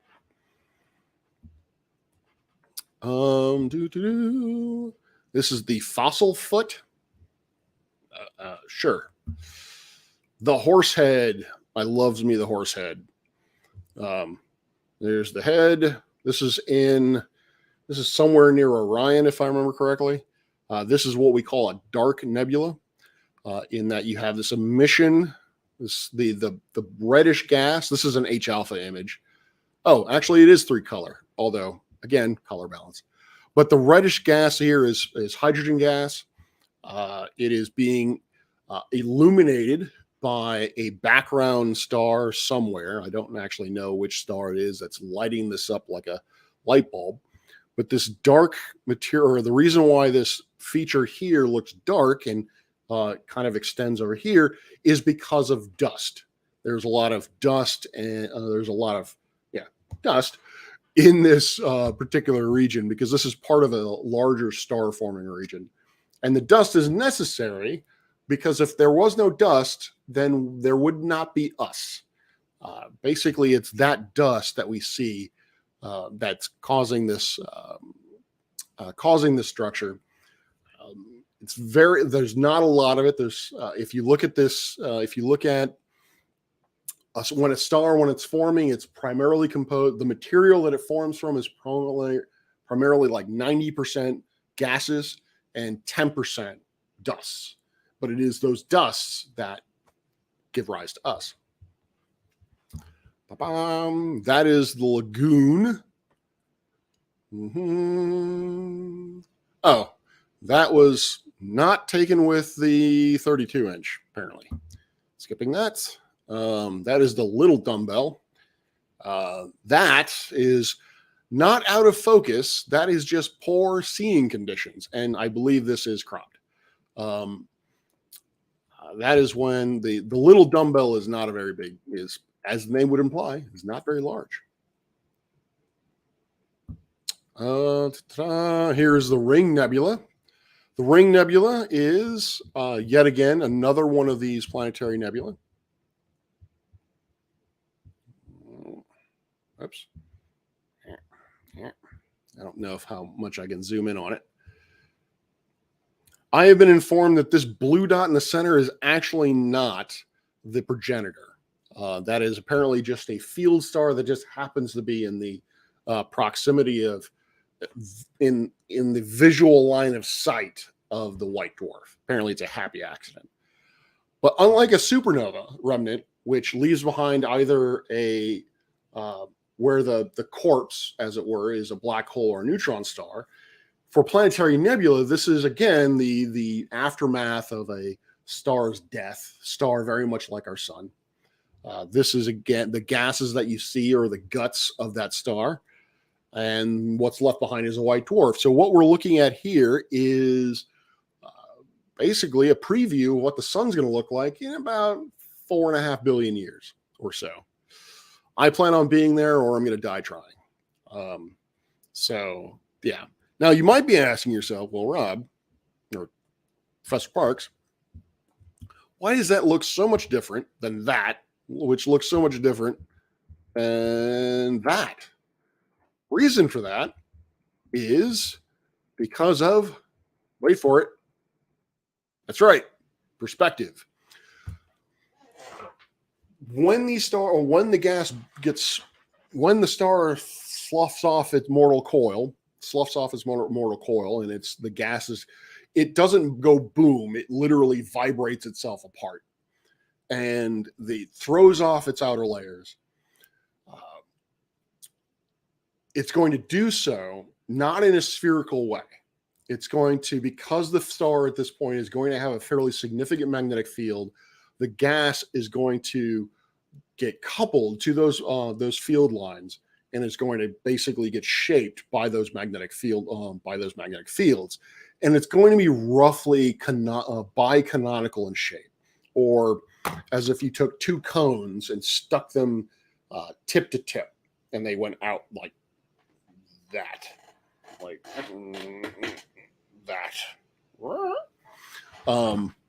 and so depending on, it would be kind of hourglass shape if looked at one side, but if you were to change your perspective and look down the throat of the thing, it would look like a ring, like the ring does. Star stuff, yes. Technical term. Luna, why must you sit right there? Why? You're becoming the bane of my existence. Not really, Luna. You're not the bane of my existence. Ooh, this is lovely. I love this one. This is the Pillars of Creation, or the Eagle Nebula, to be more specific. The whole thing This is the reason why it's called an eagle is you can kind of see the wings here, I guess. Maybe this is the beak. I'm not sure, but it's called the Eagle Nebula. And again, this is another star forming region, specifically in here. If you Google Pillars of Creation, it's one of the most iconic Hubble images. It's going to be three pillars of, it's going to look like three pillars of gas suspended against a field of stars. That's basically, or that is, no, don't bite me, is this. And so obviously the Hubble is going to blow this out of the water, but here's one of the pillars, here's another pillar, and here's a third pillar out here. No, Bob, this is one of ours. This is one of the ones we've taken. This is a pillar of, this is M16 or the Eagle Nebula. It was taken through the H alpha filter. So we are highlighting, we're highlighting the hydrogen emission. The reason why it's monochrome is because the way that we take images is we shoot through filters. The camera itself is monochrome. It's not like a DSLR. It just registers light, but it doesn't register the color of that light. And we do that on purpose. It's designed that way for a purpose, because when we do the science of astronomy, particularly photometry, we only care about looking at certain regimes of the light at one particular time. Like, for example, here, H alpha, this is what we call a narrowband filter. It's looking at only the light that's around the 556 nanometers. Like I said, that light is very attuned to hydrogen emission. So if we wanted to know what the hydrogen was doing in this particular region, that's the image that that's the filter we would want to look at. Generally speaking, a lot of these images that we take, we use what are known as broadband filters. They let in a considerably larger amount of light. More specifically, we use what is known as the Johnson-Cousins filters. Johnson-Cousins filter set, which is U for ultraviolet, although really it's still visible. You can think of that as purple. Blue, which is blue. Visible, which is green. It's dead set. It's dead center in the what we call the visible part of the electromagnetic spectrum, which is why it's called V or visible. It's really green.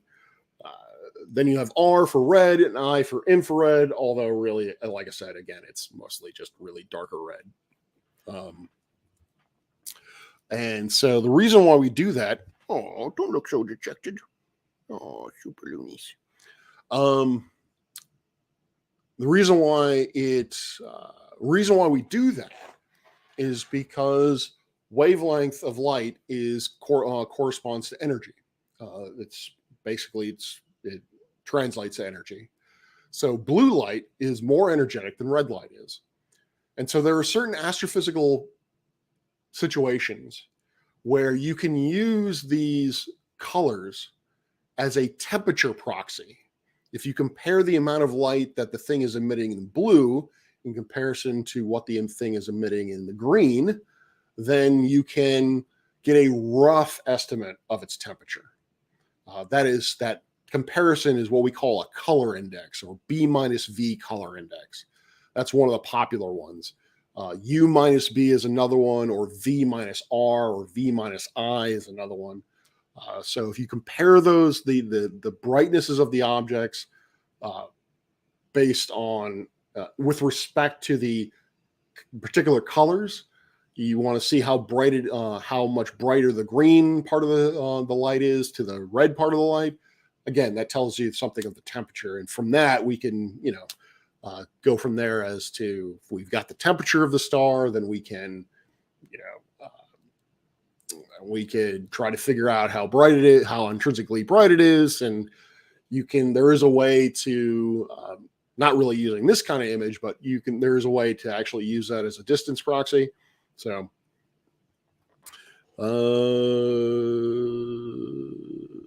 Yeah, on monochrome cameras. Yes.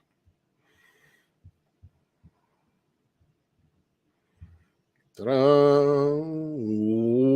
What Bob says. So, I mean, we have that's something else I might be able to figure out tonight. Um,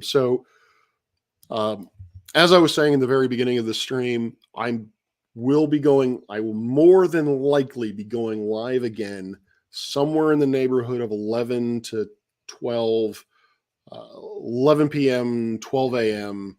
Uh, Eastern Daylight Standard, whatever the hell it is right now, Eastern Seaboard Time. I don't know when, because I am going to be helping the Northern Virginia Astronomy Club with an observatory tour. So whenever that ends, essentially whenever they stop talking my ear off, whenever that ends, I will then take over and go live. So it's going to be, there's not going to be a lot of preamble in the sense of, warning, as it were. So if you're up during that time and you want to see me fiddle around with this telescope, please feel free to join me. As I said, I'm going to be taking images to as part of a way to. I developed a lab to characterize the optical properties of the telescope and the digital properties of the camera, such as determine its gain, its dark current, all that kind of good stuff. And I need images in order to extract that data. And I developed this lab in Louisiana, and I have those images, but obviously that's a different telescope with a different camera. So I want to do the same thing here, and I want to see if I can improve the lab, take more images, and so forth. So I wasn't really happy with how that lab turned out. So yeah, let's keep going. Another dumbbell. This is actually a Galaxy. I don't know why this is here. This is the M82. We saw kind of this is maybe cropped. Ooh, that is the Planetary Nebula. This is NGC 7139. One of our students, a gentleman by the name of Owen, what he wanted to do was he wanted to create a sort of a catalog of planetary nebula images because he just really liked looking at them. The problem is finding them. A lot of, there are some really prominent ones, like you saw the ring and the dumbbell. I'm trying to think of another one.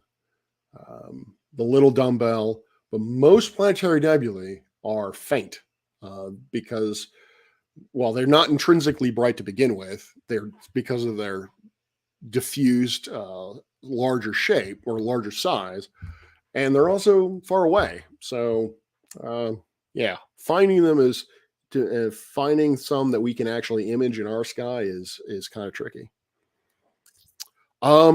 Stephanie, when I give the tour, I will be on location, but I can't stream from there. Or at least, no, actually, at this point, I don't even have a mic, so there's no way I could stream from there. So I'm going to be coming back here and dialing into the telescope, very much like what I'm doing now. I've dialed into the telescope. These images that I'm showing you are actually housed on the control computer, and me controlling it that way. The Orion Nebula, a purple version of the Orion Nebula. There we go. That's better. What is that? Oh, this is the Owl Nebula, which is another one of these planetary nebula. You can see that isn't quite as dispersed as the ring. So, given a couple thousand years or so, this is going to become something that looks very much like the ring. The inner part of this object is going to become more and more diffuse. It's going to become more and more see-through, and so you can actually see it. Again, this blue dot, I don't know for certain whether or not that is the white dwarf that's in the center. I would like to think it is, but who knows? I haven't really looked into it. Here's another monochrome of, this looks like a dirty spot in the lens. Yeah. Here's a monochrome image of the Ring Nebula. I don't know the filter off the top of my head. Here is Thor's helmet. Which looks to me to be some kind of a mission nebula. This is the Trifid Nebula. It is both an emission and dark. So again, you have this combination of these stars here, these little blue star, these bright blue stars. That energy, the energy coming off those stars, is slamming into this gas that surrounds it and illuminating very much like a fluorescent light bulb. But also contained within that gas is dust, which is absorbing that light and blocking that light. And that's why you get these darker patches through it. And then down here, you have a similar sort of situation where this red star is also illuminating this stuff down here. So this is, again, one of Owen's. This was his first, shall we say, good attempt or good products. All of these images were taken by our students, processed by our students, made into color images by our students. And so you can see that there's a lot of differences in, shall we say, proficiency. And so this is really the first image that Owen was very proud of. And actually his grandparents actually took this image, unbeknownst to him.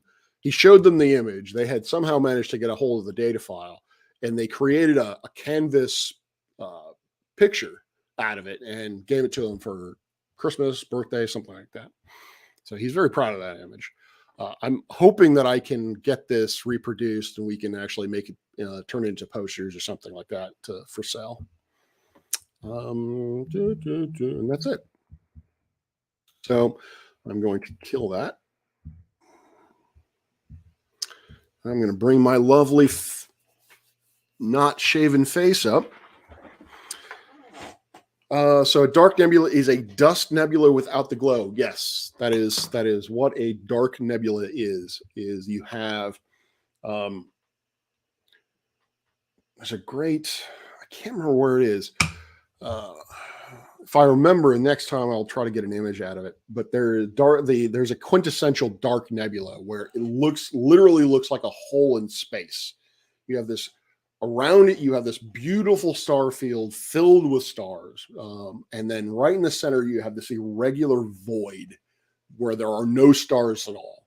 And that is, like I said, the kind of the prototypical dark nebula. It's a cloud of it's a cloud of dust and gas, but since there are no bright stars near it, there's nothing to light that gas up. There's nothing to illuminate it. There's nothing to excite those atoms to emit energy out that we can see.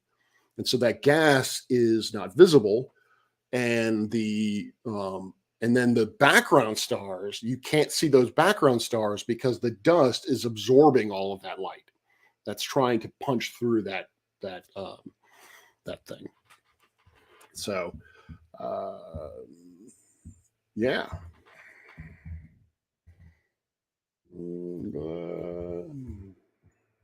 There it is. This is what's known as a Bok globule. And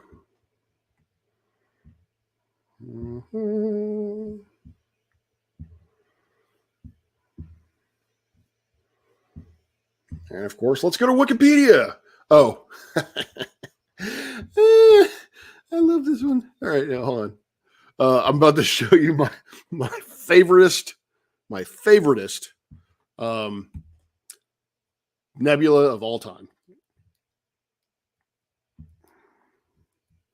which is also a Bok globule.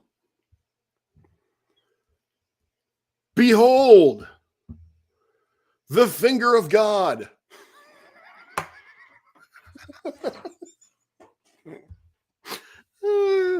Somebody really had a sense of humor when they named this thing. So yeah, that is a Bok globule. That is a dark nebula contained within the much larger star forming region of the Carina Nebula.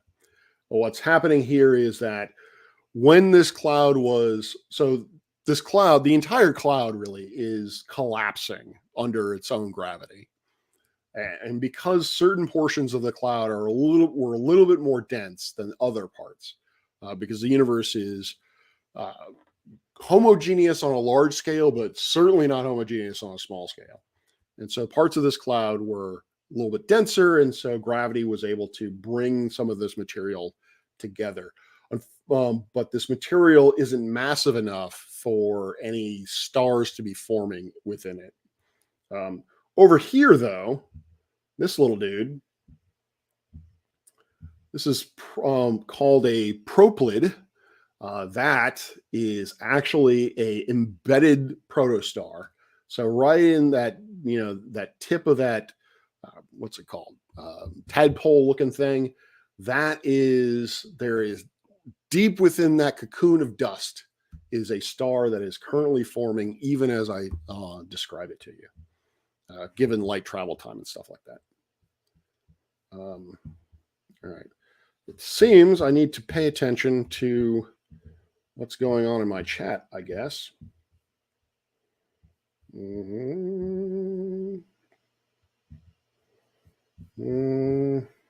Can't seem to get out of this. All right, I'll kill that. I'll bring that back up. Barnard 68. All right, let me share this, and then I'll. If Renee needs to be kicked, kick him.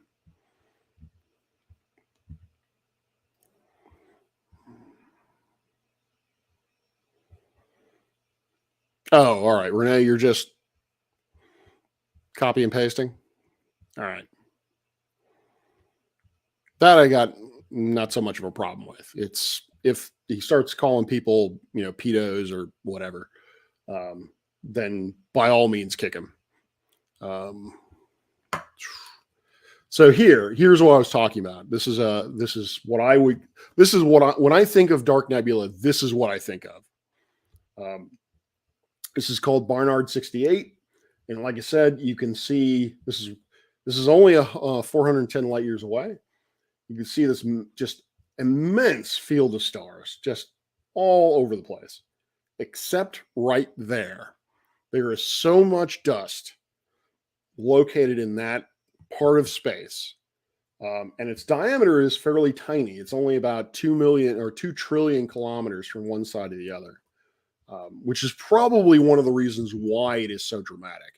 Is given its small size, the dust is so dense that it literally blocks the starlight. The light comes in, and the light either gets absorbed by the dust particles or gets scattered out of our line of sight. And so you can see a couple near the edges that are very, very red because blue light is the higher fraction of blue light is absorbed. Red light can bypass it. Some of the red light is absorbed, but not all of it. And so that's why these stars look redder, is because, like I said, the dust is kind of like smog. If you've ever been on a smoggy day or seen a skyline that is smoggy, the reason why it looks orangey is because the dust, the particulates in the smog, is actually doing a fairly good job at absorbing blue light. This is just a more extreme version of that. Sunsets also. If you wanted to know why the sunset is red, or why the moon occasionally looks reddish on the horizon, it's because, again, the atmosphere is composed of not only gas but also crud, dust, smog, particulates, all that kind of good stuff. And part of that stuff will absorb blue light. and hence why the sunset looks red. And why you can kind of look at the sun without kind of going blind is because you're looking through so much atmosphere that it acts as something of a filter. So, yes, actually, one of the things, I don't know if it's here, one of the things that I show in my class is, if you were to look in the same region of space using infrared, you actually get to see the stars there. The star that is no longer pitch black. You don't see as many stars as you do on the periphery, but you do see more of the stars in the center, which is why when someone like myself studies young stellar objects or protostars in these star forming regions, we have to look in the infrared. These objects are literally not visible in the visible part, in the the eye part of the spectrum, the visible part of the spectrum. Rho Ophiuchus, which was the star forming region that I looked at in my dissertation, it had 24 magnitudes of extinction.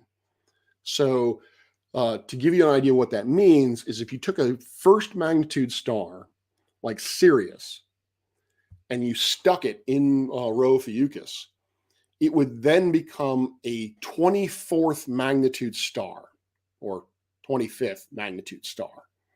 It would no longer be visible. Like you would need a redonkulous, you would need like a Keck-sized telescope in order to actually see Sirius, the brightest star in the night sky, in that field or in that region. So yeah, there's no way to see these protostars because they're just so very faint. Question.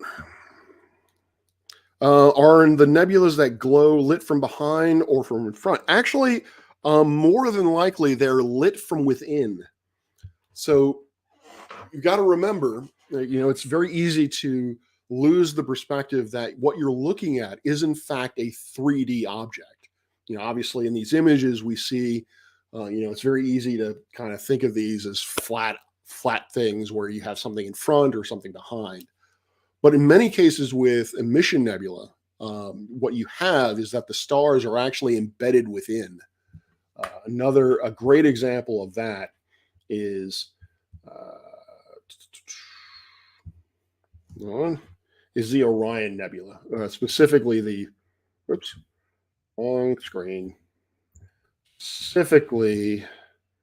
trapezium nebula. There we go. So this is a composite image of visible light and infrared light taken by Hubble, obviously, because it looks cool. So therefore it must be Hubble, or nowadays must be JWST. I have yet to see an image of Orion with JWST. So I need to look for that. Where is it? Are you kidding me? There we go. So here what we have is the trapezium. These are, again, I believe these are Hubble images. You have the trapezium, which is 4. I know they look blue or they look red in this image, but they are in fact blue supergiants. Again, these are Hubble images are false color. As I've said it before, I'll say it again. Hubble images are all false color. Not to say that they are false images. The images are real. What you are seeing is real, but the colors would not appear the same as if you were on the Starship Enterprise looking out from, say, 10 forward, whatever the hell Whoopi Goldberg's bar was. If you were looking at those, that would not be what it would look like. The reason for that is because the filters that Hubble uses are very narrow filter. They don't really correspond very well to to RGB. So they do the best they can with it. But you can see that this is a close-in view of the very center of the Orion Nebula. And all of the Orion Nebula, pretty much, particularly this region of this called the trapezium, is lit up by just these 4 stars that are embedded within this cloud. These are all reasonably close together. They're, I think, on the order of a few thousand AU from each other. And this is visible, so there's a lot of dust here. But if you look at it in the infrared, a lot of this dust goes away. Not all of it, because again, these molecular clouds, these birthplaces of stars, are still very dense. Still have a lot of dust in them. And so even if you look in the infrared, you're not going to fully get rid of that absorption of light. But you can see that there are a lot more stars there. And so that's an example of it. All right. Well, I have been going for, there we go. Let's see if there are any other questions.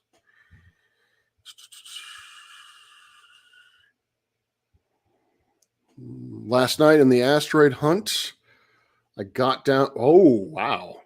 Nice. That's something I would like to test. I don't know if I'm going to be able to test it tonight, but that is something I want to be able to test. I want to see what our deep field or our magnitude limit is here. Sadly, I expect it to be around 18th magnitude. Even with a 32-inch telescope, because of our light pollution, I think it's going to be around 18th magnitude. So you are doing way better than us. I would be very surprised if we get to 19 or 20. I think our best would be 18. Yeah, I definitely wouldn't. To figure that out. To characterize that, I would have to look over multiple nights in order to, obviously, your cloud, you can have what looks to be a clear night, but in fact, there could be high cirrus up there that would, amplifies the light brightness or the light pollution, because light pollution, the way the light pollution works is the light comes off the surface of the earth, hits the atmosphere, and then gets reflected back down, and it just causes it to glow. And so I'd have to look over multiple nights so that I could get an accurate reading or an accurate representation of what our skies actually look like. That's a long-term study that I would also like to do, is to be able to characterize our sight in being able to determine how many bright or how many clear nights do we have, and when is winter a better observing season than the summer, things of that nature. So, but very impressive. Oh, wrong one.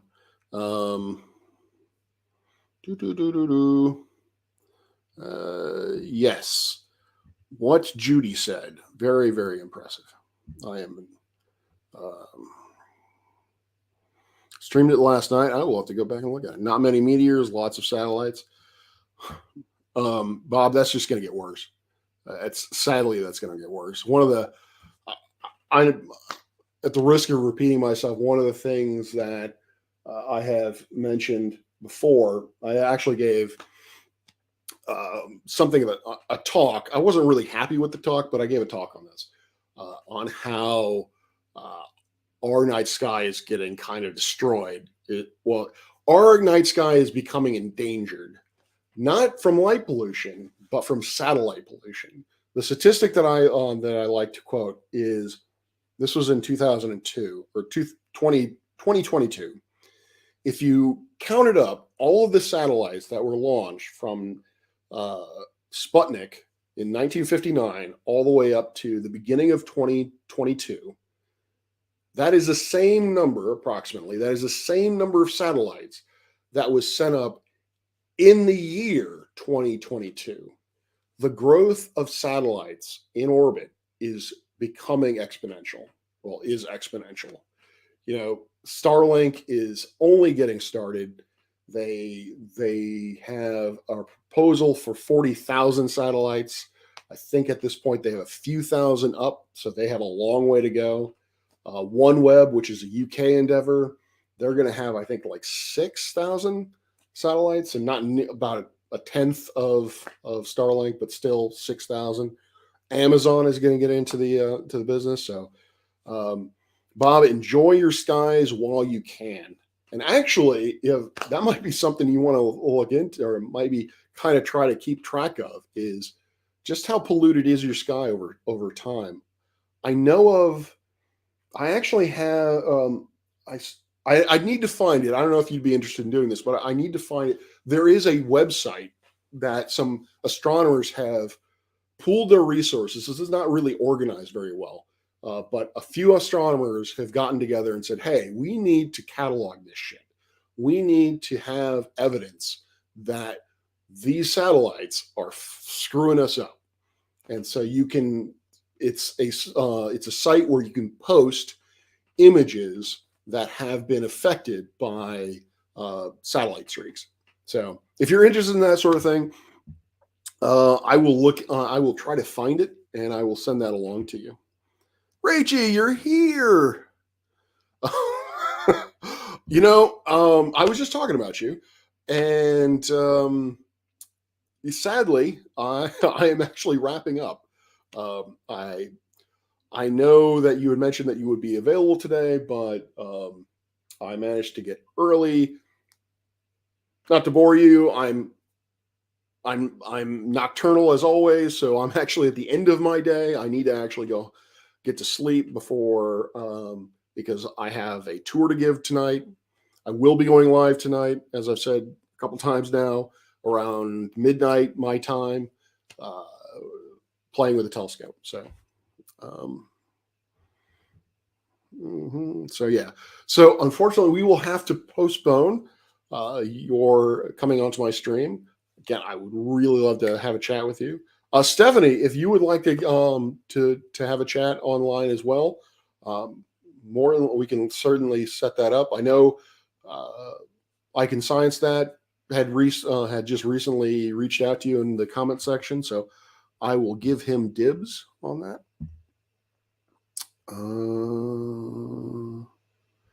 Let's see. Oh yeah. Yay! Isn't global warming a wonderful thing? The fact that Canada is pretty much on fire. All of Canada is on fire.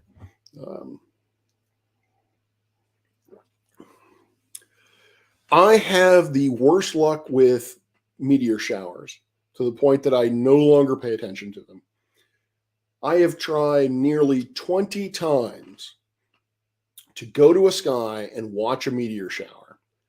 And every single time it clouds over. Every single one. Even when it's not forecasted to cloud over, I bring the clouds. I am the rainmaker. So yeah, since then I have stopped paying attention to meteor showers because I will never see one. I am guaranteed never to be able to see a meteor shower. I've seen meteors. I've seen shooting stars before, just not a meteor shower. So,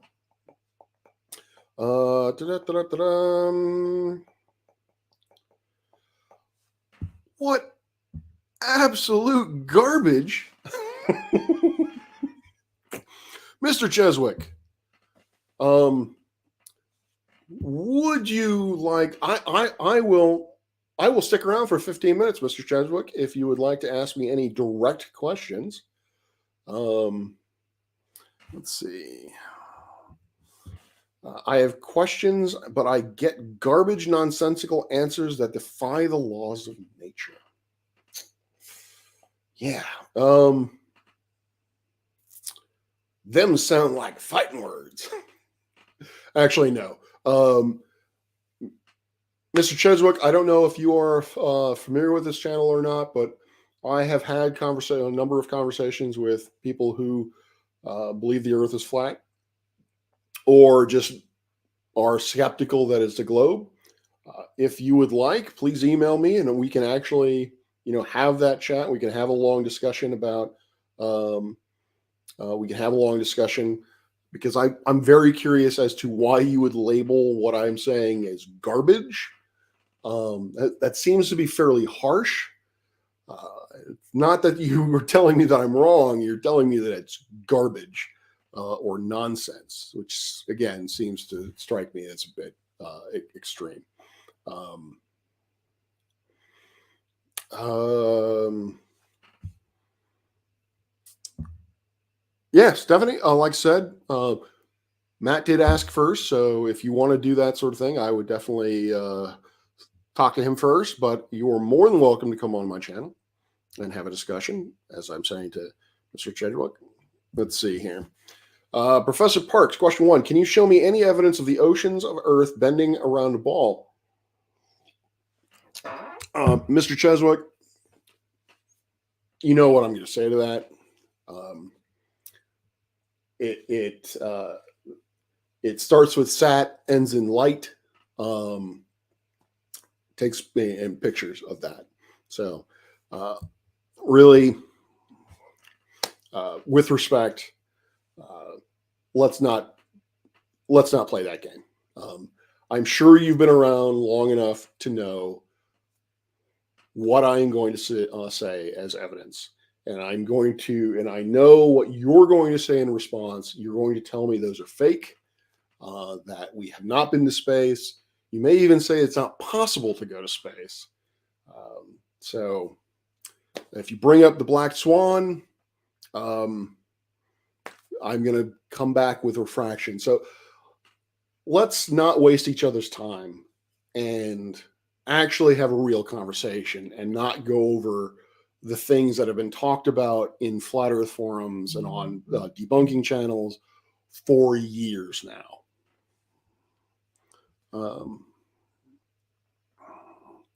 Oh, wait a minute. Mr. Cheswick, are you the one who made the theme song for that FTFE uses? I'm not even gonna try to emulate it. The dubstep kind of music, because that's actually pretty good.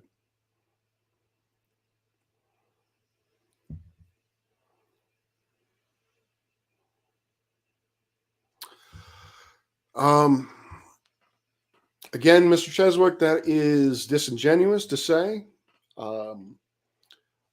If you there are images of the Earth taken from space. There are images of the Earth taken from the moon. Those clearly show an ocean clinging to a sphere. Again, you have been around long enough. I have been around long enough. Why are we wasting our times with such questions? If you want to misrepresent this and basically say that I cannot present you with evidence, that is your prerogative. But just so we're clear, that is not an honest way of approaching this. I am very interested in talking to you. I am very interested in finding out why you hold the views that you do. But as I said, let's not waste each other's time. I respect you too much. I hope you would respect me as well for that. So,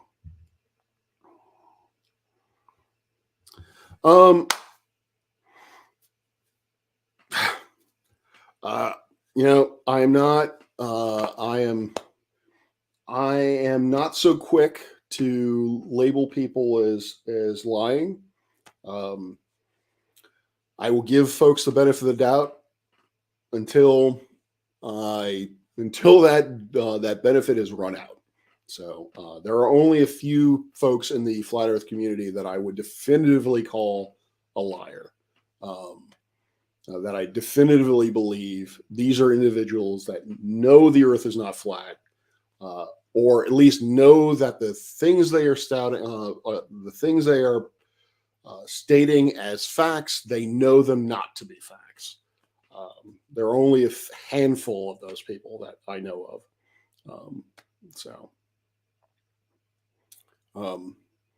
But yes, I believe. As for the rest,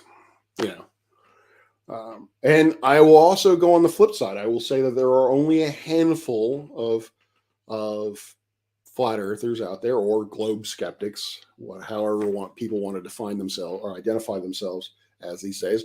I will say that there are only a handful of ones that I've encountered that are genuinely skeptical or genuinely honestly do not believe the science that has been taught, or the science has been put forward. Um, as for the majority of people in the flat Earth, I can speculate. I can speculate as to the motives for why they hold the beliefs they do, but that is one of the reasons why I have these conversations with folks, because I want to know more. I want to not just make assumptions based on a few data points. But so far, that's it. There's a handful that are just outright liars, swindlers, and cheats, and then there are a handful of honest, um, you know, honest people seeking answers. So, all right. Well, yeah, I will end. I'm going to end the stream now. Like I said, I am, even though I'm still drinking coffee, I'm going to end the stream, and I'm going to try to get some sleep. I don't know. But before I do, thank you all for being here. Thank you all for watching. And for those of you who are not here with me now, thank you for watching this far into the stream. I do plan on doing this more regularly. If you like this sort of content, if you like information on astronomy, I also talk about mental health, my own personal mental health journey, through how that's impacted my life in astronomy. If you like that sort of content, please like, share, subscribe, hit that bell for notifications. I am getting closer and closer to that 500 milestone, and that 3,000 hour views, 3,000 hour view milestone. I'm hoping, my goal right now is to get to achieve those milestones by October 31st. So any help you can provide in that regard would be greatly appreciated. Those milestones will allow me to become monetized, to at least to the point of getting super chats, that sort of thing. And as I said, I am making the college try to actually make this kind of a second job. And on that note, I will leave you with something that I have. I've just created. It is still in the infancy, so it is. Yeah, you can go there, but there's not a lot there. This is my new website, Professor Parks PhD. In the upper right, you can see my new logo, and I think I am being washed out. There we go. You can see my new logo. I have a new logo, so I will be expanding my influence empire as far as it will go. Let's see here. All right.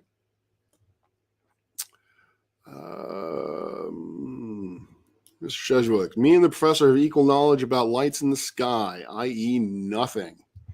Okay. All right.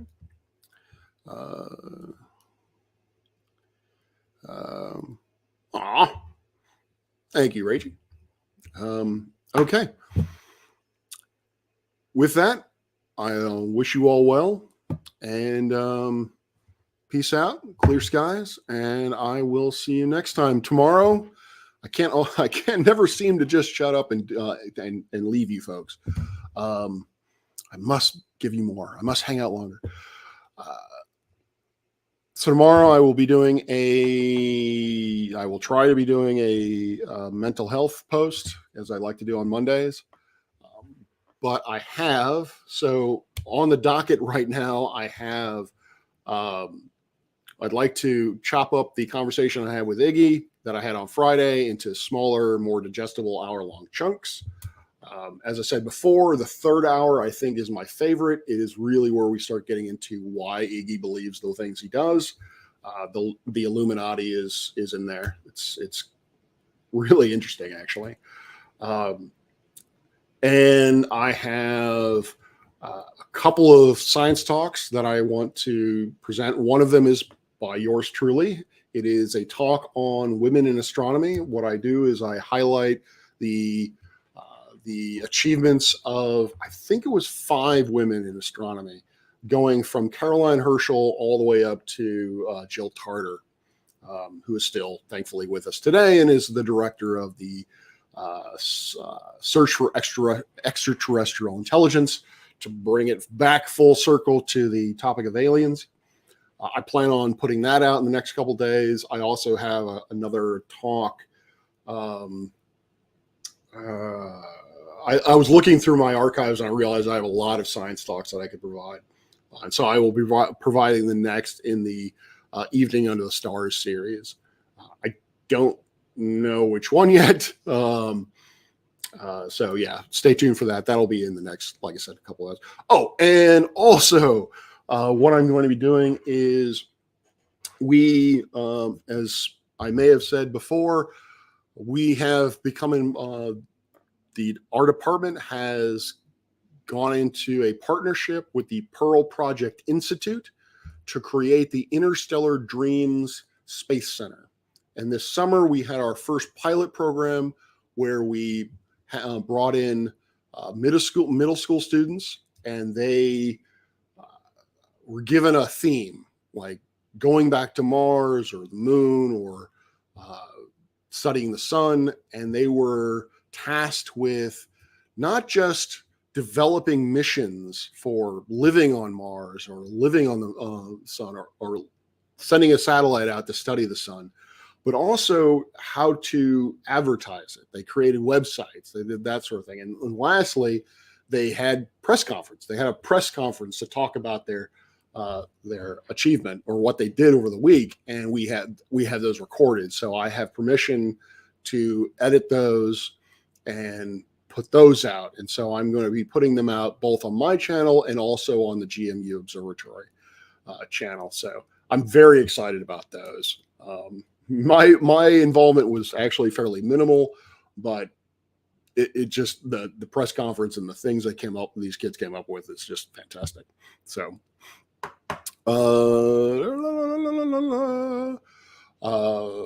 yeah, okay, all right. Now I am going to leave you. So thank you all. Peace out, clear skies, and I'll see you on the next one.